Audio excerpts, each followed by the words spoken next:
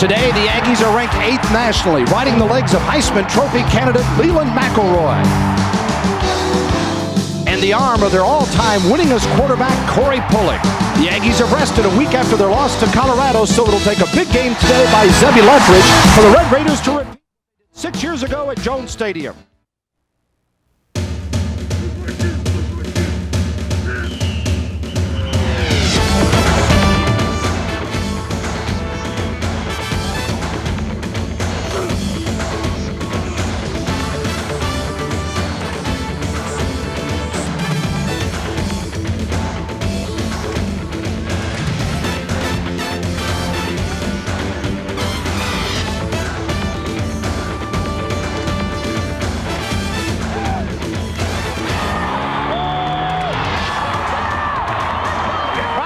In association with Special Order Sports presents Southwest Conference Football. Today, number 8 Texas A&M meets Texas Tech at sold-out Jones Stadium. Hi everyone, I'm Bill Land, and because of all the seats being sold, Tech officials found 1,500 more right here in this end zone area and sold those at $25 a pop. They're here to see Tech try to rebound from a disheartening loss to Baylor last week in Waco. And for the Aggies, it's the conference opener. They've been mulling over a loss against highly rated Colorado 2 weeks ago. Let's go up top to the men that'll call this one, Greg Lucas and Ed Biles.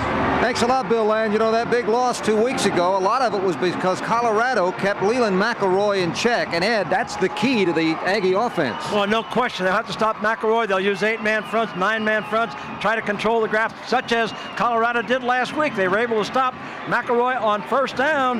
That put a lot of pressure on the rest of the team.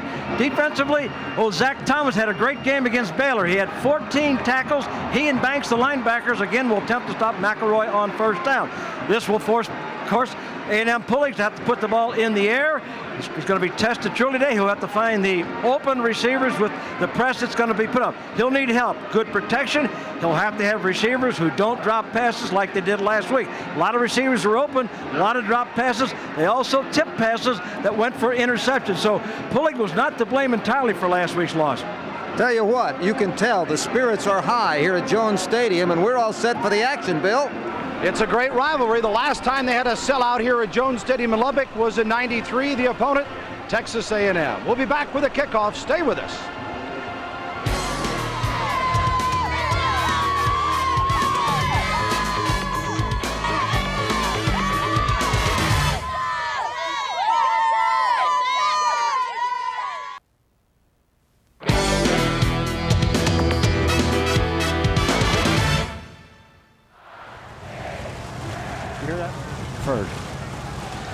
This is the campus of Texas Tech University in Lubbock. It is a perfectly cloudless day. It is a great afternoon for football, and we have the full house here at Jones Stadium, all set for this action between the Red Raiders coming in at 1-2 and the Texas A&M Aggies at 2-1.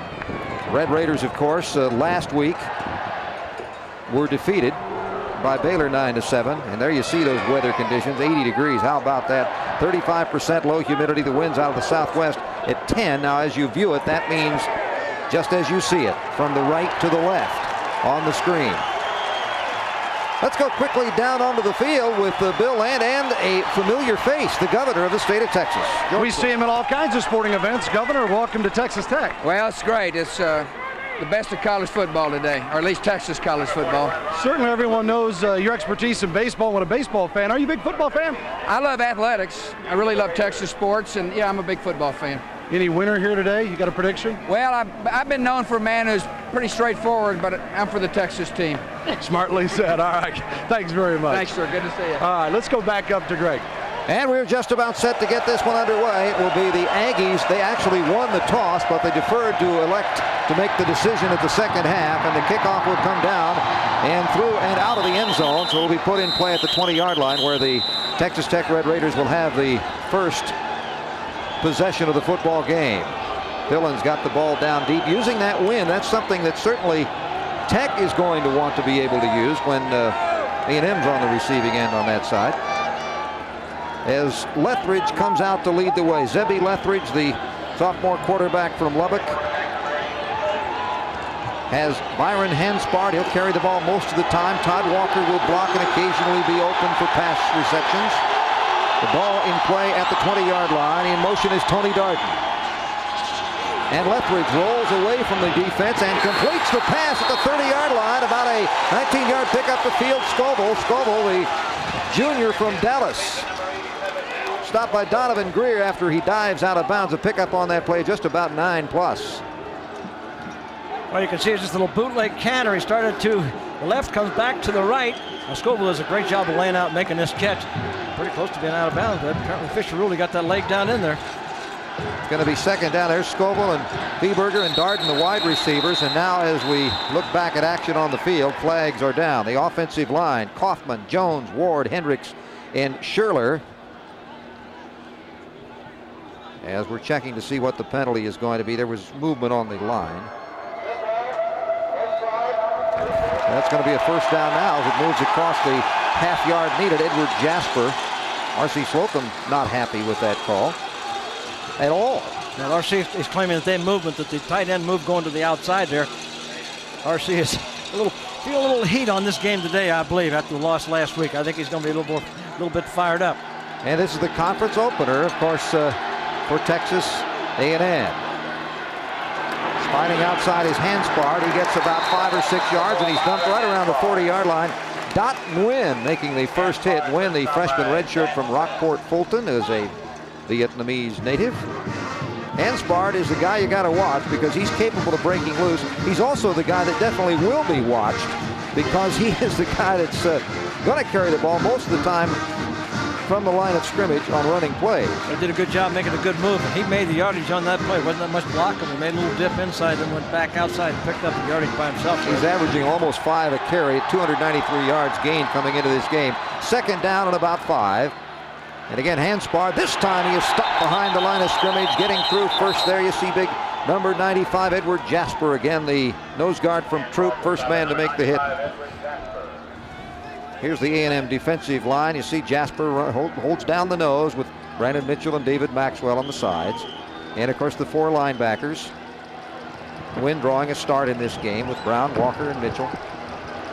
And defensive backs, they got a few veterans there like Ray Mickens. He's the guy you got to watch. He'll go after that ball.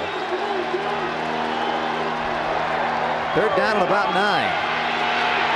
Zephyr Leverage ball is loose on the field and a fumble, and they marked it, and it looks like it is going to be Maxwell on the football. Let's see if that's going to be the call. Officials have not yet made the designation. Still haven't made the designation. We're going to talk about it. Well, probably trying to decide whether he was down. And that's, I think, the call. Well, maybe not. He is down. They patted his knee. The knee is down. That is correct, and it's going to be 4th down, so they have to kick it away. They'll give it up anyway. He's saying that his knee was, wow. It's Keith Mitchell. Yeah, that certainly was a fumble. That's another way of saying it. At least the Aggie fans will be happy enough. They're going to get the ball. They're just not going to get the field position. Keith Mitchell is the guy who got his hand on it. And deep is Ray Mickens, number 24. He's single man back. And they're going to let that one roll for a while. He's going to get a good tech roll. Out of bounds somewhere around the 23-yard line. And it'll be first down for Texas A&M, starting their first drive from their own 23. There's an Aggie fan. And some guys making some noise. The fighting Texas Aggie band. Texas A&M's offense in this football game is similar to Tex in one regard. Corey Pulig and Leland McElroy, the 1-2. They're going to be involved with the football a lot. Pulig the quarterback, McElroy the tailback. There you see the receivers. And a big, and it's always a big, offensive line for Texas A&M. First down on the 23. McElroy in motion. And the ball goes to the tight end, Hayward Clay, across the 30-yard line. Zach Thomas making the tackle. Pick up at just about 8 yards. Dane Johnson also closing in from his free safety. Here's the defensive unit that Tech will have lined up to start the ball game. Johnson, Lang, McGuire, and Anthony Arbor. They're the front 4. With the linebackers, 2 of them there of note specifically, Thomas and Banks. They are the keys to that linebacking corps. And Rover back, they call him the Raider back here, but it's the same position. Marcus Coleman, he'll be all over the field. Second down and about 1 or less. Sanders in motion now. Fake to McElroy. Pulling. Off the hands, intended for Clay and incomplete. Talked about this before the game, Ed. That'll make your passing game look bad when the receivers don't catch some. Well, obviously they've realized that last week they tried to force and use McElroy against the 8- and 9-man front. This week they've come out passing, but again, this was a fake here, and they're rolling. He's rolling out to his right, kind of a boot counter type action. This is something that happened last week. The ball was in the receiver's hands, dropped passes, hurt the passing attack last week. Now it's still 3rd down and 1. That was a good giveaway play, but now you got to figure everyone in the ball yard here. Jones Stadium's going to look for McElroy, the man in the lone running back spot. Quarterback Pulig instead has the first down across the 35 to about nearly the 36-yard line. Center of the defensive unit there got in there. Lang and McGuire. There's R.C. Slocum. And you can see right now that R.C.'s strategy in this ball game is to take a little pressure off McElroy here early. He'd gone away from McElroy. He has not touched the ball, put the ball up in the air. And I think if they continue to do that, that certainly will open up that running game, especially if they have some success. Spike Dykes, a mere shadow of himself. Yeah, Spike told me yesterday, I asked about that weight loss. He says, well, it's just like saying we're taking 1 seat out of the Cotton Bowl. He lost about 55 pounds. He, of course, extremely popular guy. Took his team to the Cotton Bowl last year as one of the 5 tied teams for first place. Pulig. Diving attempt and caught. Nice catch there by number 7, Chris Sanders, the senior from Austin LBJ. First down. Well, again, There's a flag, however. Again, it looks like the Aggies have learned a lot from last week's ball game because there were 9 men committed up front. He has to throw the ball. You can see the fine block there. McElroy picked up the blitzing linebacker. Well, that's a good catch there. But it's coming back. The flag was for holding. Pulig liked the play. He isn't going to like what happened a few minutes after that tape was rolling because the ball is being moved back inside the 35-yard line to just about the 31. 5-yard penalty. It'll still be first down, but they're now back. They have to get to the 46-yard line for another first down. It's about 1st and 15. The ball at the 31. That's the way you're going to have to. That's the way they have to go to counteract all this 8- and 9-man fronts and bring in the strong safety, the greater positions, bringing him on blitzes. They have to put the ball up in there. You just can't run against that 9-man front. Sanders and Danny McCray both wide to the near side. 1 wide back on the top of the screen and 2 running backs. Inside handoff. McElroy slips and falls, and he's brought down behind the line of scrimmage at the 29-yard line. Dane Johnson, the sophomore from South Lake, was the first to put a hit on him.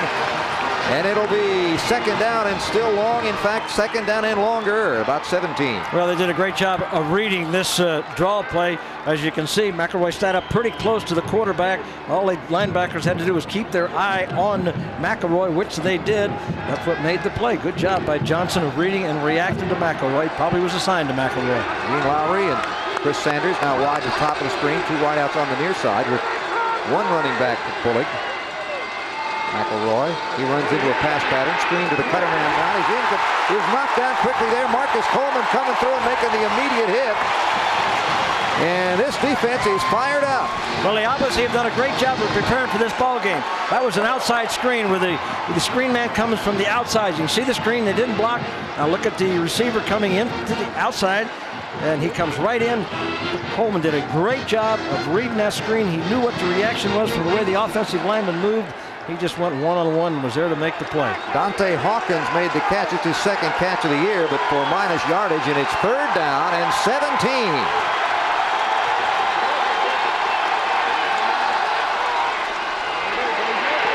He's hit as he throws. The ball is tipped and incomplete. 4th down. Coming through with the hard, solid hit, Sean Johnson, the 249-pound senior defensive end from Dallas. And these Texas Tech Red Raider fans are fired up. That was an excellent series for Tech's defense. They did what they wanted to do. They read things. They got pressure on Pulig. Pretty tough for a quarterback. Ball was thrown high, tipped. A lot of times those tips will come down in the defender's hands. Good job by Coleman there. Good job. He's played an outstanding defensive ball game so far. The 6-foot punt just gets away. And it's going to be taken on the catch at about the 23-yard line, where that's where Texas Tech will put the ball in play. That ball was nearly blocked. Toya Jones is the man receiving it. We'll take a break and be back to Lubbock in just a moment.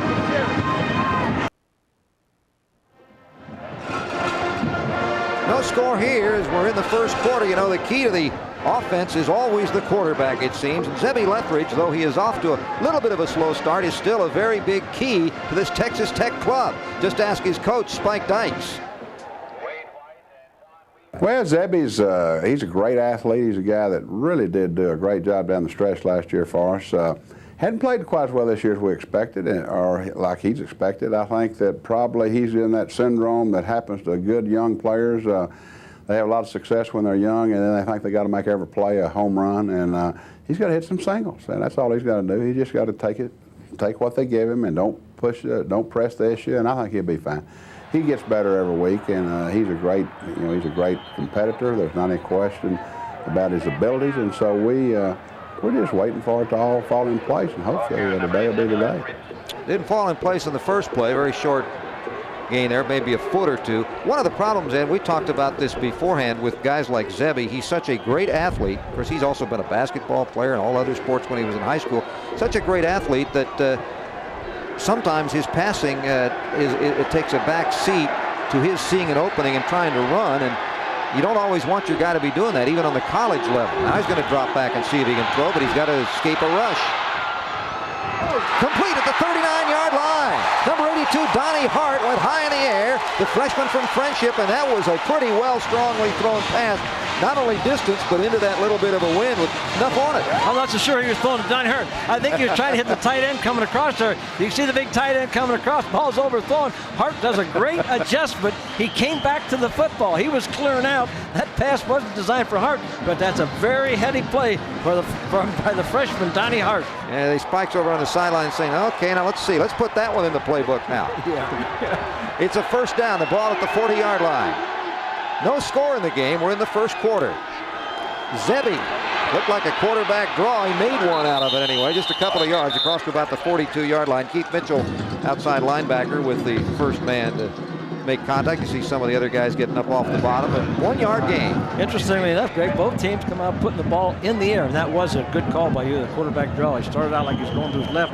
The hole was supposed to be between the guard and tackle back to the opposite side, which is part of the passing game. So both of them feel they must have to put the ball in the air to open up the running game. Ball on the 42. 8 minutes and 10 seconds to go, first quarter. No score. Texas Tech. Lethbridge on the roll left. Throws back across, and it's incomplete. Intended for Darden. He was pressured, though. There was some pressure putting on the rollout quarterback, as it was Keith Mitchell. Take a look at number 23 coming around. Well, here's the best pass defense you have. Look at the rush coming in by Mitchell, coming in from the outside. Forced Lethbridge to throw the ball off the back foot. Couldn't get an awful lot on it. And Mickens did a good job from the secondary standpoint. That was Brian Mitchell, or Brandon Mitchell, I said. Not wrong, Mitchell. It's third down and 9. Well, they line up side by side a lot of times, Mitchell and Mitchell. One from Garland, Texas, the other from Abbeville, Louisiana. Third and 9, 3 wideouts left side. Ball goes the other way to Scoble. He is not going to get enough for the first down as he's dropped right around the 48-yard line, a couple yards short. Donovan Greer, the junior from Alief Elsig in the Houston area, making the stop, and it'll be fourth down and about 2. So coming into punt, into the wind, will be Cade. Brad Cade, number 14. Scoville, an academic All-American. Got to get down and get enough yardage for the first down. That's not to catch the ball and be 2 or 3 yards short, but he's got one man back. Cade puts the ball in the air. Good high punt. Fair catch called for, drifting back to about the 10, 8-yard line. Nice punt by Cade. Wonderful punt by Cade. 7:18 to go in the first quarter. No score, Tech at A&M.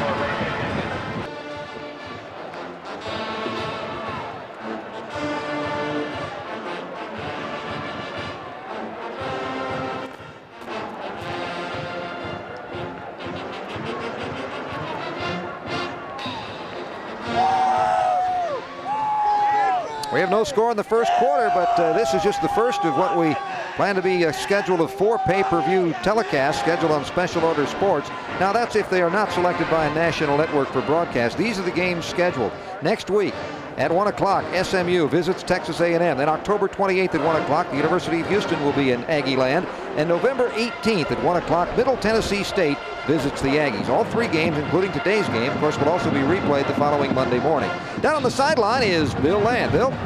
Thanks, Greg. Some should not be surprised that defense has been the controller here in the early going. In fact, defensive tackles coach Dean Slayton of Texas Tech told his troops when they came off after that last series, he said, men, don't look surprised. We plan on kicking their tails all day long. And they kind of looked up and looked at him like, well, yeah, I guess that's what we're out here for.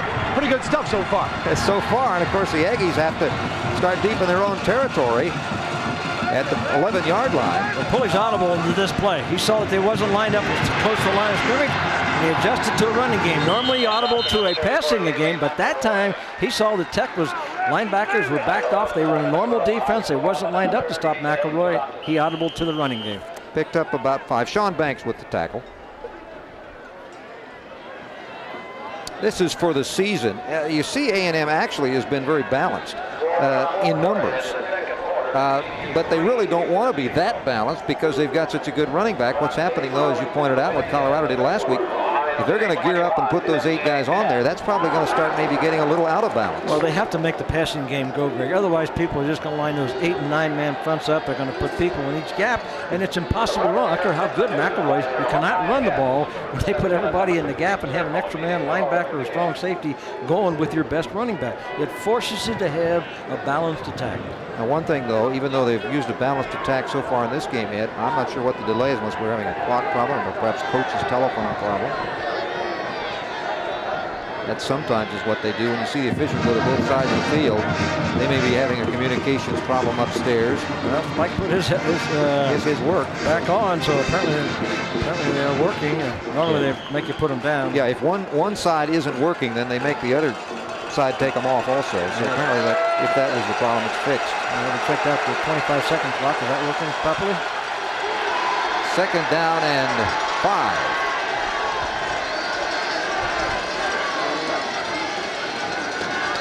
In the play action.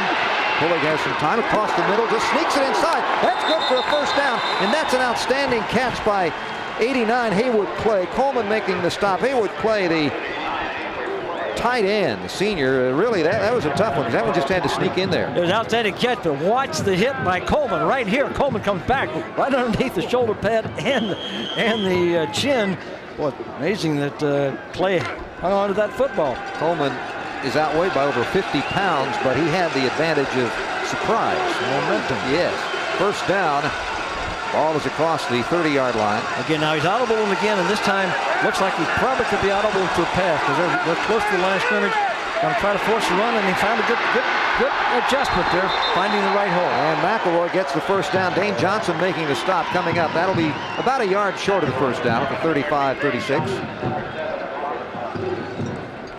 Take a look now at the linebacker here. Let's see if Zach Thomas might be guessing a little bit. They were stacked up in a defense. Here comes Zach. You see him coming, blitzing into that hole and opened up to the other side. Give Pulley a lot of credit. He anticipated that defense. Whenever you see him turn around and talk to those backs and kind of shout side to side, you know he's audible in the play at the line of scrimmage. Just pointed out the linebacker right then as he came up. 2nd down, about a yard. Possibly another play change. McElroy trying to sweep outside. He's got the first down, but not, well, maybe he's got the first down. Now it looks very close. Sean Banks on the stop. He needed to get, he does have the first down. They have moved the chains now, so that'll stop things in just a moment. We still have no score if you've just tuned us. 5 minutes and 30 seconds to go in the first period. Tech and A&M. Just right there shows you what a great back, though, that McElroy is. That's the kind of play that really a normal back would have lost a yard or two. He made enough that probably is close to, and it is the first down, Greg. Yep. On the 37 now. A&M's own 37, 1st and 10. McElroy's going to go deep. Caught! At the 15-yard line. Albert Connell making the stop, the catch, and that ball was exactly where it had to be. Verone McKinley finally making the tackle. And that's what they have to do. That time, Texas Tech had committed 9 people. It was obvious you couldn't run against it. laid the ball out there for Connell to run over, and he made the catch. That's what the receivers didn't do last week. They dropped those type of passes. Connell, the deep threat, 4.3 speed, just ran by the defensive corner. Did a great job of hanging on that football. You can see, yeah, that was not an easy catch because he was just on the fingertip and they stuck. First down for the Aggies. 24-yard line, Tech territory, first threat. Well, they got him backed off, probably go to running play. Pitch back and a loss. Coming through and making that hit was number 7, Robert Johnson. Johnson, the 5'11", 186-pound junior from Lubbock, was able to penetrate and drop McElroy. Just good job by Johnson. If he don't make this tackle, there was a big hole there. He knifed underneath the block. McKinney was after trying to make the block, but Johnson did a great job of sliding underneath and making the play. The hole was there. By the way, McKinney starting in place of the senior James Brooks, who's not on this trip. He hurt his ankle. And McKinney moved up from his number 2 unit to start on the offensive line for the Yanks. And maybe no flags. There was a lot of a tangle up there near where the ball was thrown, but no flags, incomplete pass. Yeah, Connell, I'll tell you, got his leg hooked up so much that he's limping a little bit going back to the huddle. Even the defensive back got the legs hooked up. That's incidental. That's why there is no flag, but it's not so incidental for Connell if he has to leave the game. And he's going. I think he's going to have to come out of the ball game. Also leaving is Detron Smith, the fullback. There you see a milestone that Corey Pulig has placed himself in, and the way this game's going, he's going to be putting the ball in the air a lot. It is a third down and long. Third and about 11, and Pulig wanted to call a timeout, talk things over. While he talks things over, we'll allow you to talk things over, and we'll be right back. There's no score.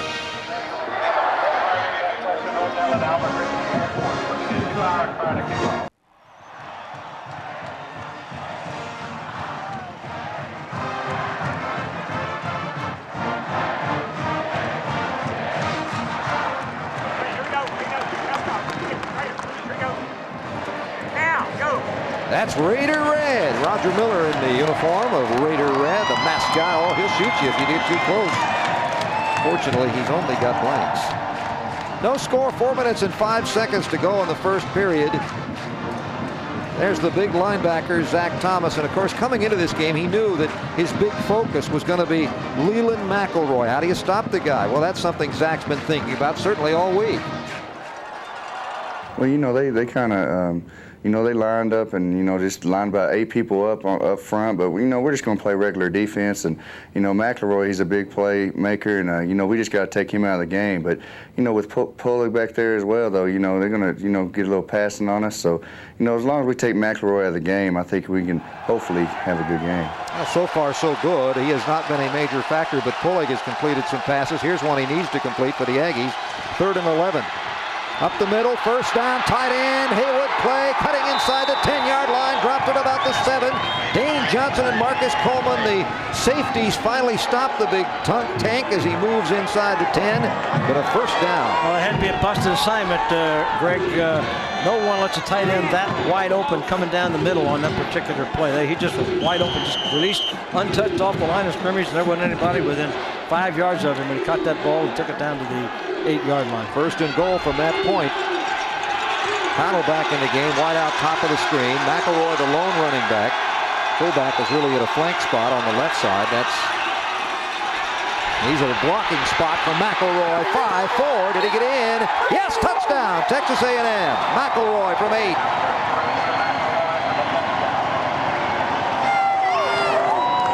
The blocking by Detron Smith, who I said was set up in almost a tight flanker spot. He led the blocking into the end zone. Well, that was an outstanding drive by the Aggies, but the big key play was a long pass to Connell that got him moved down in there. You can see this, just he's looking for a spot, running under control. Now he sees he's got the outside corner, turns it on a little bit, gets into the end zone. He has great vision as a runner, and he uses that speed under control. On the extra point attempt, Kyle Bryant. He's got it. And that makes it a 7-0 Texas A&M lead. We've got 3 minutes and 37 seconds to go here in the first period on the 8-yard run by McElroy. Texas A&M this year, or Texas Tech rather this year, comes in with a record of 1-2, but as you can see, it could easily have been 3-0. Penn State surprised the nation at the time, didn't they, Ed, when they had the lead, almost beat Penn State, but the last-minute field goal beat Texas Tech, and that was in Happy Valley before 96,000. And they won rather handily over Missouri. And then last week, a puzzling game because it was 9-7. The offense never really got going. Spike Dykes gives credit a lot to the Baylor defense, at least publicly, but he has to be upset with the offense. Well, Baylor and Texas Tech played great defense last week. And here's what's coming up for Tech. Very unusual schedule, as you can see. Arkansas State and Rice. And then they go to New Mexico. They have actually, after the Rice game, they've just got the one game. Only one of their last 5 games are at home, so that's why they need to take advantage of all these home games. Well, they got that good weather this time of the year. What a beautiful day it is out here. There's Spike.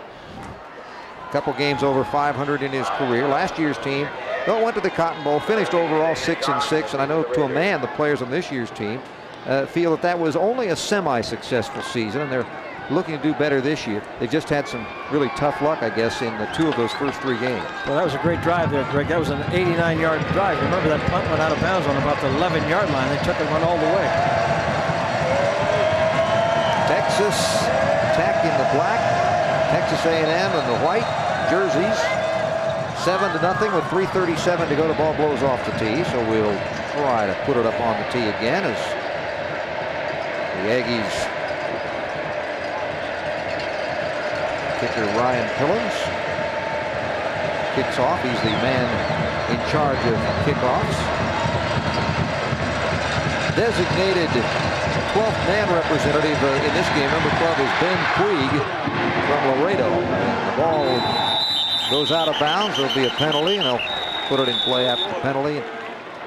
We will just be set to see what the Texas Tech offense can do now with a little bit of pressure on it after Texas A&M comes down and takes the lead. The scoring drive was one that covered the field, nine plays, 89 yards, and it only took 3 minutes and 41 seconds. That ball was in the air a lot. But see what that passing game did, that opened up the running game a little bit for them, and that's what they want to do. That's what they're going to have to do as these teams load up against McElroy. Well, that's quite a penalty when you kick the ball out of bounds. You get the ball on the 35-yard line. Did the hand spot, who tries to cut outside. Very short gain of a couple of yards as the Aggies did a great job of stringing that one out. Typale McMullen ran him out. Typale coming back home here. He's from Lubbock Dunbar Struggs High School. That's around in this area. Just Hansbar coach from DeSoto. They're always a factor in the Texas State High School championship games. Texas Tech traditionally has always recruited very well in West Texas. Texas A&M has done extremely well in Texas in general. Very few out-of-staters. Again, showing the strength of high school football. Flag down here as this is a no play. Just a couple of yards. We assume it's a new play. It appeared the Aggie defense jumped across. Well, I think that's why Spike Dykes is such a great coach for this area out here. You know, certain people are good for certain schools, and Spike Dykes works this West Texas area. He knows the folks. He knows the high school coaches. He does an outstanding job of getting the outstanding players from this area. And high school football may be as big or bigger in West Texas than it is any other part of the state. And of course, Texas noted for high school football. Well, maybe they have to decide whether he jumped or was... Well, it appeared like A&M jumped off sides, but evidently a little bit of discussion maybe that Tech wasn't set or Tech moved, but the Aggies definitely jumped off sides. If you're wondering, Bud Alexander is our referee with the big R on his back. The umpire, Mac Smithy, head linesman Don Capral, line judge Walter Anderson, Billy Walters, Ed Nightig, and Randy McAnally make up the crew. 2 penalties on the play, offside on the defense, illegal block on the offense. Illegal block penalties as well offset, as offsides. Replay 2nd down. We may just run this one over. Penalties, A&M now 3 for 15 yards. And they put the ball right back where they started. Okay, there's that one. There's the chop block. And the problem here is there's the block coming up, I think. But the problem here is that, you know, some are going to say, well, gee, doesn't one mean the play's over? But officials decided no, and so we will. Well, that's such a dangerous block. Yeah, that's chop why. block is a dangerous block, and they need to protect knees as much as they possibly can in football. 2nd down and 9. Same spot. Zebby looks right, throws left. He's got a man on the screen. He's got a first down. Inside across the 45-yard line. A big first down. Dennis Allen getting Hanspard to just kind of hung back. Was not the ball carrier, hung back, and he was unguarded. And Hanspard runs for the first down on the reception. Watch a play action fake here now. Linebackers are going to get hung in there. Making a little play action fake. Watch the linebackers hanging in there, hanging in there. Now the play looks like it's going left. But all of a sudden the screen comes back to the right. Hanspard did a great job setting up through there. Quick give inside for only about a yard gain. Reggie Brown making the stop. And Tech is mixing in some, I'm sorry, Greg. Tech is mixing in a lot of quick counts. They'll go quick count on one play, long count another, attempting to draw the Aggies offside. Sometimes with that quick count, you have to be ready to go. Second down and 9. The Raiders got a good drive going here right now in answer to A&M's touchdown. Ball near the 41-yard line. We got 2:25 to go first period. It's 7-0 Texas A&M. Adams in motion. Look out defense. Look out. Zebby throws it. Now they're going to count it as no, they're going to say the knee was down before he let go of the ball, it appears, and that's going to be a big loss. Ooh, that's close. That's going to be a big sack. There was a receiver in the area. It wouldn't have been intentionally grounding it because there was a receiver out in the area. And actually, Lethbridge has been doing good. He had completed 4 out of 5 passes for 50 yards. Here he is. Now he's got pressure. You can see the pressure put on by Mitchell. Now he gets to the outside. His knee is down. Good call by the official. Excellent call and excellent defense again by Brandon Mitchell. This big 275-pounder moves.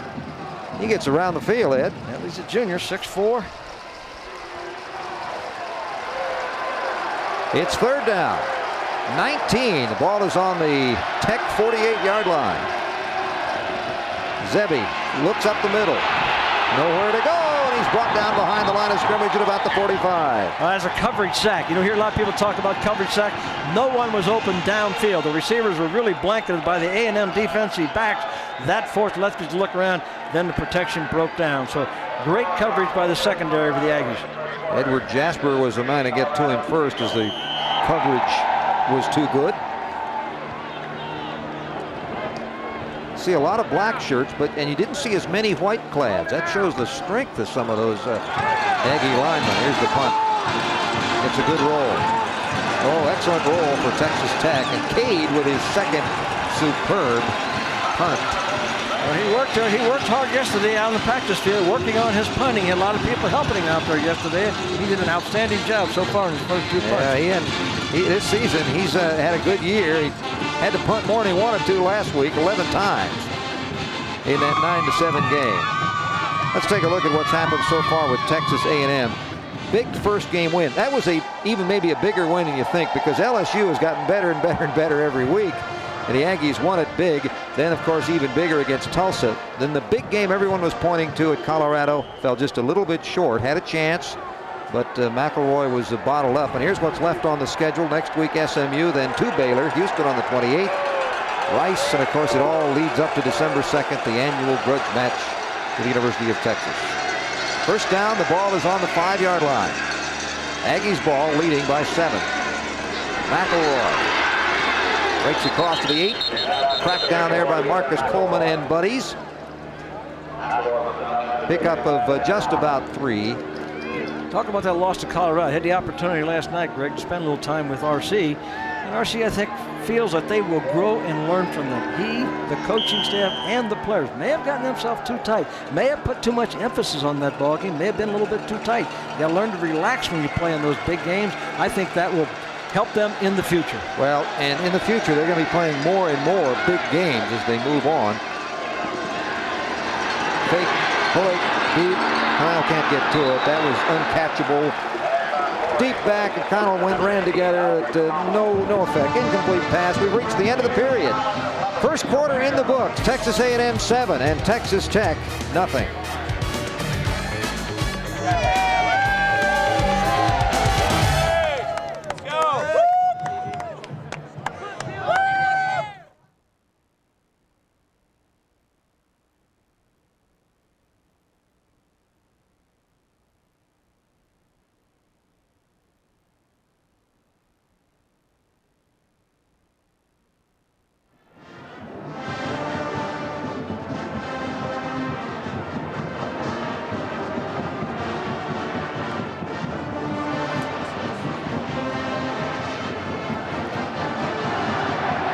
Texas A&M 7, Texas Tech nothing. About to start the second period as you take a look at the going band from Raiderland.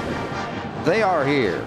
So is the Fighting Texas Aggie Band. They're sort of having a battle of the bands now. They're both playing at the same time. They aren't playing the same songs. We need stereo, one for the left speaker and one for the right speaker. Yeah, except different songs. Trying to take advantage of that wind there, or the little bit of wind that there is on the last play of the second quarter by going deep. Jones Stadium seats about 50,500. It has got more than that in it in this afternoon's football game. That is not counting the seats on the grassy area, or really not seats. The grassy area just to the left of the shot you're seeing here, that is full of people. Well, it's going to be one of their top attendance crowds in history. There'll be some that were bigger when they were able to sell standing room. They're not allowed to sell standing room only anymore.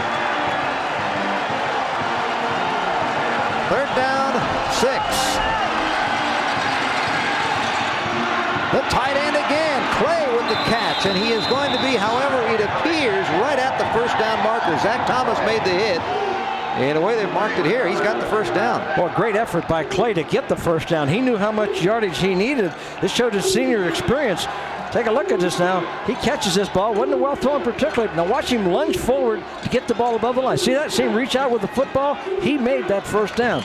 Good play, Bear. The 6'4", 256 pounder catches the ball behind him. Now watch the last action. Watch him lunge forward to get the ball above the line for the first down. Big first down. Clay had only caught 4 passes coming into this game, and I believe that's 3 in this game already. It's first down. Play action fake. Incomplete, and a flag. Flag back in the backfield, possibly a hit on the quarterback. Marcus Coleman was there defensively, got a hand on the ball, it appeared, and deflected it, but that was a hit on the quarterback. I think that's what the flag's for. Well, it could be a holding penalty back there too, Greg. I know the quarterback is down and got hit pretty good. And Pullig is in a little bit of discomfort right now. Well, warming up Stormy Case, I'm sure, over on the sideline. I did not catch the official's preliminary signal. Let's see what happens here. Play action pass. They had the blitz on it, coming at him right now. Ball's thrown. Oh yeah, those look legal hits. They were he just gotten rid of the ball. That's just, he's hurt, and it didn't appear to be a penalty on the defense. Probably there was a hold away from that, but we've not seen the signal yet. As they're more concerned about Corey Pullig.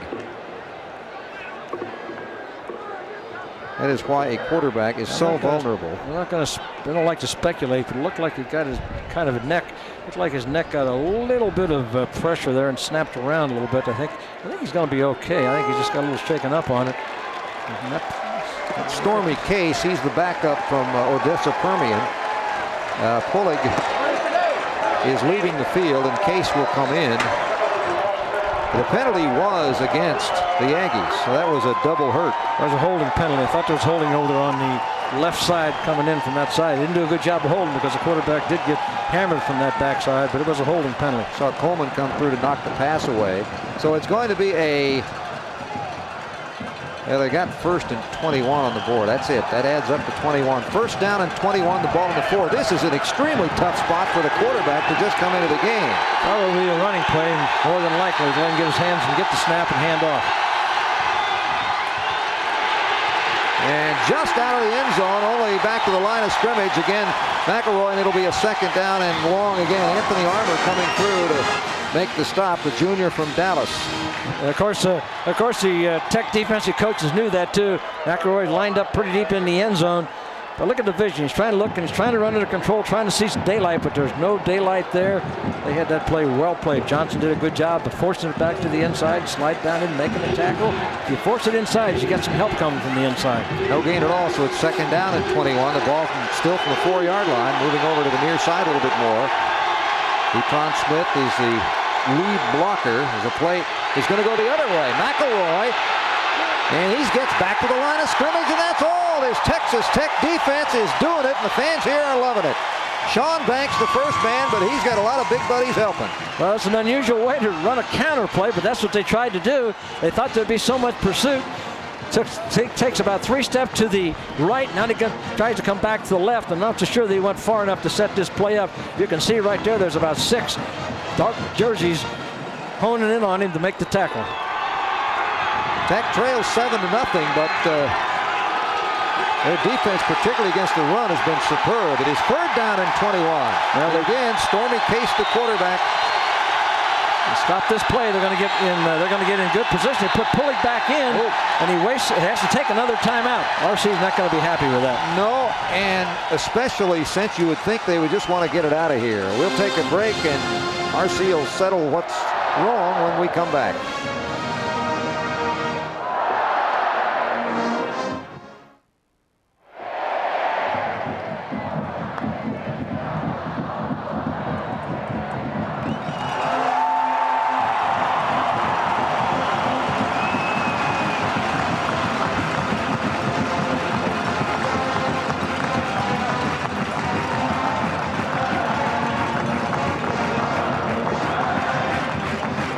.07 to go second quarter. A&M leads Tech 7-0. You know, only 3 Southwest Conference teams have defeated the Aggies over the past 6 seasons, and one of those calls Jones Stadium home.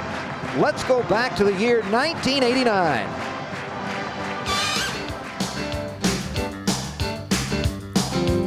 The Aggies led by 4 points with only 50 seconds left in the game.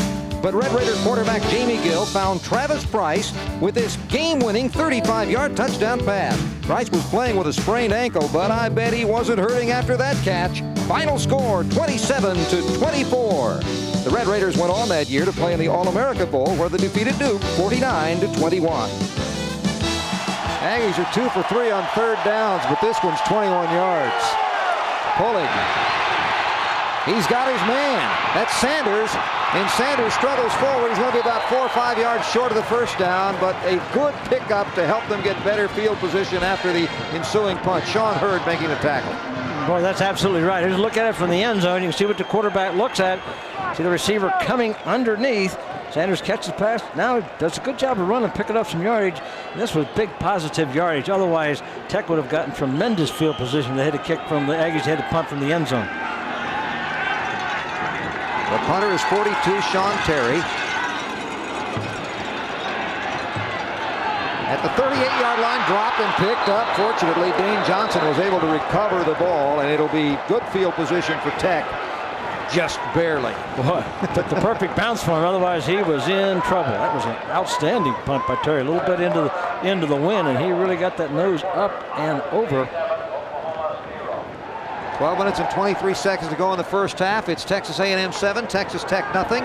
The Red Raiders have good field position to start the drive on their own 40. Well, and the Red Raiders are doing the job that they wanted to do. They wanted to pressure McElroy. He's been hit behind the line 4 times already in this ballgame, Greg. Carry the ball at 9 for 26 yards. That's keeping him in check. Now let's see what a Hanspard can do as he tries to cut outside. He's got 5. He's got a first down. He's run out of bounds inside Texas A&M territory at about the 48-yard line. Trent Driver drives him out on the near sideline. It'll be a first down. Well, watch the job he does. Watch him make Dennis Allen miss here as he comes down the sideline. Right there, he made Allen miss, and that's what made the extra yardage for him. Picked up the first down. Ball is going to be spotted at the 47. Ryan Hanspard for the year, averaging over or nearly 5 yards a carry.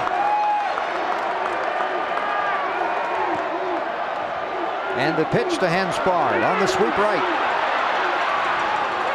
Gains about 4 before he's run out of bounds on the far side of the field. Brandon Mitchell and Donovan Greer teaming up on that one.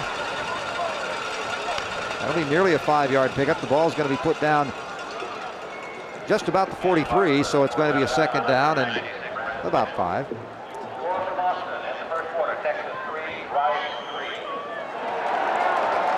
Hanspard is a sophomore from DeSoto, 6 feet, 190 pounds. Now Lethbridge looking things over and going to change some things, perhaps. That's exactly right. He audibled the play here. Drops back, goes deep. There may be uncatchable football, I think there was some contact, as you could see, and the crowd is booing, but the ball was overthrown by a pretty good margin. Well, they're growing because Greer, the defensive cornerback, just never saw the football. He was really face guarding receivers. He went down. Take a look if we see it here. The ball is thrown. You'll see Greer never sees the football. So he's never looking at the ball. although the receiver was close to being out of bounds, might have ruled it uncatchable, but you can't have your back to the quarterback. McKenzie was the intended receiver. Tech has not converted on third down so far. They have, well, this one's a certainly convertible third down and between 5 and 6 yards. Lethbridge, Hanspard can't convert. He gets up to about the 41-yard, only a 2-yard gain. Trent Driver on the hit. And now it would appear it's going to be up again to Hunter Brad Cade. This is a situation now. They may decide to go for this here. They're bringing in some tight ends. They may be part of the blocking unit. I haven't seen 14. Well, Lethbridge is coming off. Cade's in. Yes, he's in to punt. Or is he in to punt? This is also. This looks like they may be going to attempt a field goal. 51. My Maybe about a goodness. 58 or 59-yard field goal. Well, the other thing I've seen them do the sometimes. wind is with them. It's a good. If you got something up your sleeve, this is sometimes where you might do it. Well, it looks like he's 58-yard attempt if it's an attempt. Ball is up, and it is going to be off to the right. They gave it a good try, didn't they? Yeah, Tony Rogers just missed it. We'll take a break. We'll be back. It's 11:08 to go in the ball game. First half, A&M leads by 7.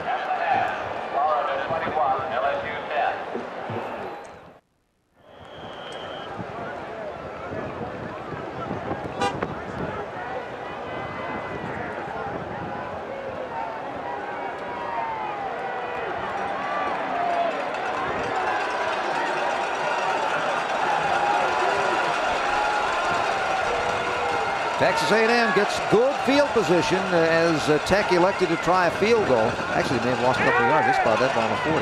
That ball is knocked away. Intercepted by Chris Sanders. He's down. Take that back. No, he's down. He's down before he kept running. It was Robert Johnson on the interception. And he's gone in the end zone. Bad But he was decision. down right at the 41. So the crowd's excited. They haven't seen that call. Bad decision by Pulig on this. So he tried to force the pass. No way you can force that pass. And you see the coverage. You can see the great position that was had in there, and he just tried to force that one in there. And that's one of the reasons that the question mark exists about Corey Pulig at the quarterback position. They have a problem. Oh, defense shifting around, so the pitch back goes to Hanspard. The defense is there, and there's a loss on the play of a couple of yards. Brandon Mitchell is in there. Reggie Brown. Give a little credit there on that interception, though, to Johnson. He's preparing himself for the pros, isn't he, Ed? Even though he was laying on the ground when he got the ball, he got up and ran. That's exactly In right. college, it doesn't do you any good. He had a great position on the outs. He had the great position, and of course, it looks like Pulig sometimes makes up his mind to go to one person and just stays for that receiver. Second down and 11. Lethbridge stays in the pocket, underthrows it. Couldn't be scooped up there by Donnie Hart. And that kind of goes back to the statement, you remember, that Spike made early in the interview where he said it's been a little bit erratic. That was a pass. The receiver was wide open, should have been completed, and he tried to hurry it a little bit. Zebby just got to settle down a little bit. Sometimes I don't think he's realized he's got as much time as he has. He had great time. He could have taken a lot of time to throw that football. He hurries his throws occasionally, and when you do that, that's what your action will be. He's got Darden up the top of the screen. There's a receiver, Matt Dubik up there as well. He's got great speed. Ball over the middle of Dubik. It's completed inside the 30 to the 25-yard line. First down, Texas Tech. When he comes right back with that time, and he took his time, he had the poise, waited for the receiver Dubik to clear, and when he did, he laid it in there. He's got good arm strength, just got to get a little more poise in that pocket. Take a look. See him here, see him looking, see him waiting a little bit longer this time. And hit the boy between the linebacker and the defensive back. Just an excellent throw. Dubik from Fort Lauderdale, Florida, backs up Hanspard, can also be a receiver, as we well saw. First down. To the end zone, Hart, touchdown! Donnie Hart from Lethbridge.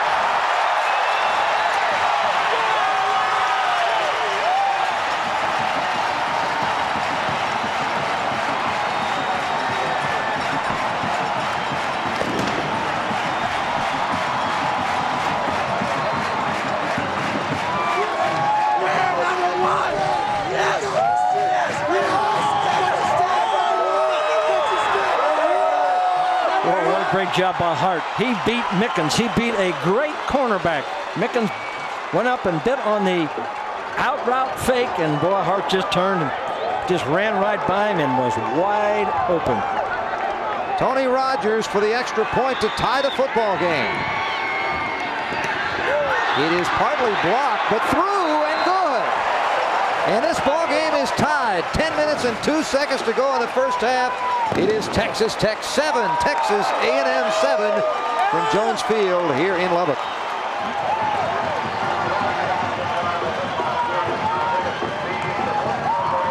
That's what Spike Dykes would like to see from his quarterbacking by Lethbridge. A little fake out and up, and Mickens is left standing. Hart made a little move, took it into the end zone. Great job by Hart. Good job by Lethbridge getting the pass turn. He had time to throw. The line opened it for him. Yeah, but see how bad he beat Mickens? The big thing, how badly he beat Mickens.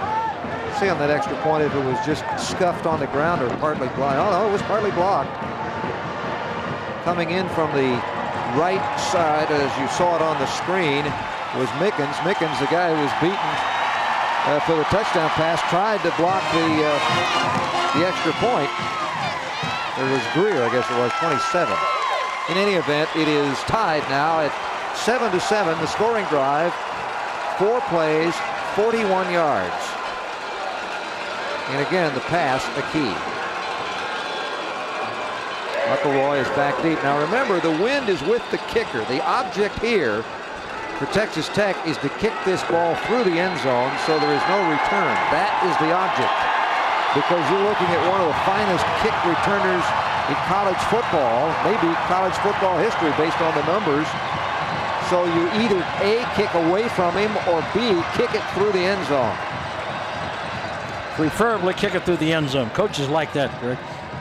Lethbridge having a great day. He's 6 for 9 now for close to 100 yards. Sir Parker is also back. Sir is the heir apparent for this job. In fact, in Colorado, because he wanted to take it over himself. As he and Mickens argued over one of them at one point.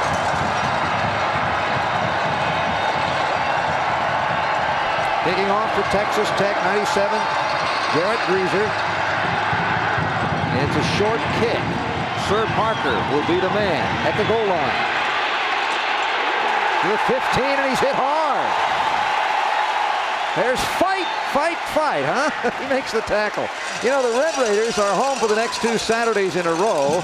October 14th, the game starts at 6:30. It'll be Arkansas State. That's Family Day. And then October 21st at 2 o'clock, homecoming against the Rice Owls. For tickets, very simple. Just call 1-800-800-Southwest Conference. That's SWC 8. Great college football. Now we got some for you here. It's tied at 7 with 9:57 to go in the first half. Bullock, who missed a few plays the last series after being sandwiched, pitches back. McElroy trying to swoop, and he's brought down. Breaking through to make the stop. Dane Johnson. Johnson, the 5'11", 181-pounder from South Lake, drops him for another loss. Take a look at the cornerback here now. Watch the job that he does, coming up here, making the play, keeping him. He's running under control. But the Tech defensive linemen, linebackers, and secondary are doing a good job of sliding right down the line of scrimmage. They're not over pursuing. They're just waiting for McElroy. At this point, McElroy's had 10 carries for 24 yards. So, and you can see the confidence in Tech's defense growing. And McElroy averaging almost 5 a carry, and that's even including last week or 2 weeks ago. His low output at Colorado. Fake give, left pulling. Looks back right. He did not catch the football, or did he? Yeah, he did. That was he was bobbing. No, he was incomplete catch. Incomplete. One official overrules the other. Yeah. There you go.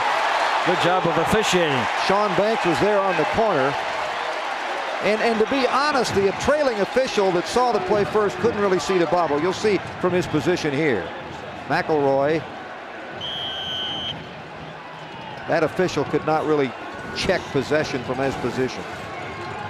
And here's the coverage. Look at this. Good coverage on everyone else. Of course, I think McElroy was the guy he wanted to go to in the first place. Well, we only sent 3 receivers out in the pattern. It's pretty easy to keep 4 or 5 defensive backs there to cover those 3. 3rd down and 12. Out of the shotgun. Incomplete. He had a man. It would have been a great pass to complete it to Connell. He was cutting up the middle, and the ball was high. Marcus Coleman was there, and it's 4th down. The Texas Tech defense does it again. Well, Pulley here. Now watch him throw off the back foot. The ball will sail. He throws off the back foot. Doesn't step into the pass. Maybe a little tentative because of the way he got hit before, but the ball sailed. Pulley is frustrated, looking for an interference call. It wasn't there. Pulley just needs to settle himself down and his football team down. Sean Terry will punt again. He gets a good sail on the ball. Dane Johnson at the 42. To midfield and no more as he is snowed under there, and we'll take a break and return with 8:51 to go in the first half. Tech 7, A&M 7.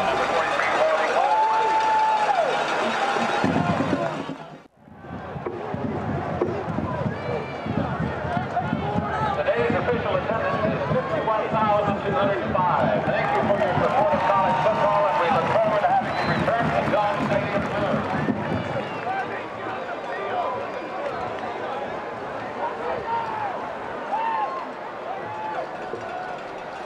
7-7 with 8:51 to go here in the second quarter. Down on the sideline with Bill Land is the man who is the commissioner of the Southwest Conference, Kyle Calander. Bill? Thanks very much, Greg. Kyle, you've got an interesting position here this year. It's got to be fun in a way, the way the Southwest Conference is going out. Well, it really is a lot of fun this year. I've been really proud with the way the institutions have approached it. Had incredible support. The publicity of the conference has been wonderful. You know, a lot of looks back at the great history and the nostalgia of the league, and with what's happening this year within the league and with the conference football season, as evidenced by the game today, it's just been exciting and it's really been wonderful. Replacing Steve Hatchell, have you just approached this as kind of a going out party instead of a funeral? Well, we've tagged the year celebrating excellence, and that's what we've wanted to do. We didn't want to just fade away. We wanted to take a look at the year and celebrate what it's meant in intercollegiate athletics. The Southwest Conference has taken a real strong place in its history, and so we're celebrating the excellence that is the Southwest Conference. Greg? Thanks a lot, Bill and Kyle, and Hanspard on the carry, gets it across to about the 42-yard line. Of course, Prime Sports will be a large part of the celebration of this last year of the Southwest Conference. Reggie Brown making the tackle there, as we have been since we were born in our previous life as Home Sports Entertainment back in 1983. 51,205 our attendance, one of the larger crowds in the history of Jones Stadium. It's a feeling, Greg, that maybe Hansford wants to show up McElroy today. Well, so far, he's got the number advantage. 2nd down and 2. Bo Adams is in motion. Zebby Lethridge completes it to Adams, and across the 35, 1st down. Nice struggle for Adams after he made the catch. Ray Mickens with the tackle, and Scott Wynn also there. It is a 1st down for Texas Tech.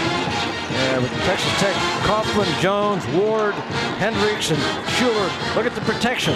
Look at the great protection. No one was in 5 yards of Lethridge, and he's beginning to realize he's getting great protection. He's staying very cool in that pocket right now. Yeah, that's been an obvious change, too. Early in the game, he had the quick feet, the happy feet. 7 for 10 now, and you can just see the confidence seems to be growing in this Red Raider team.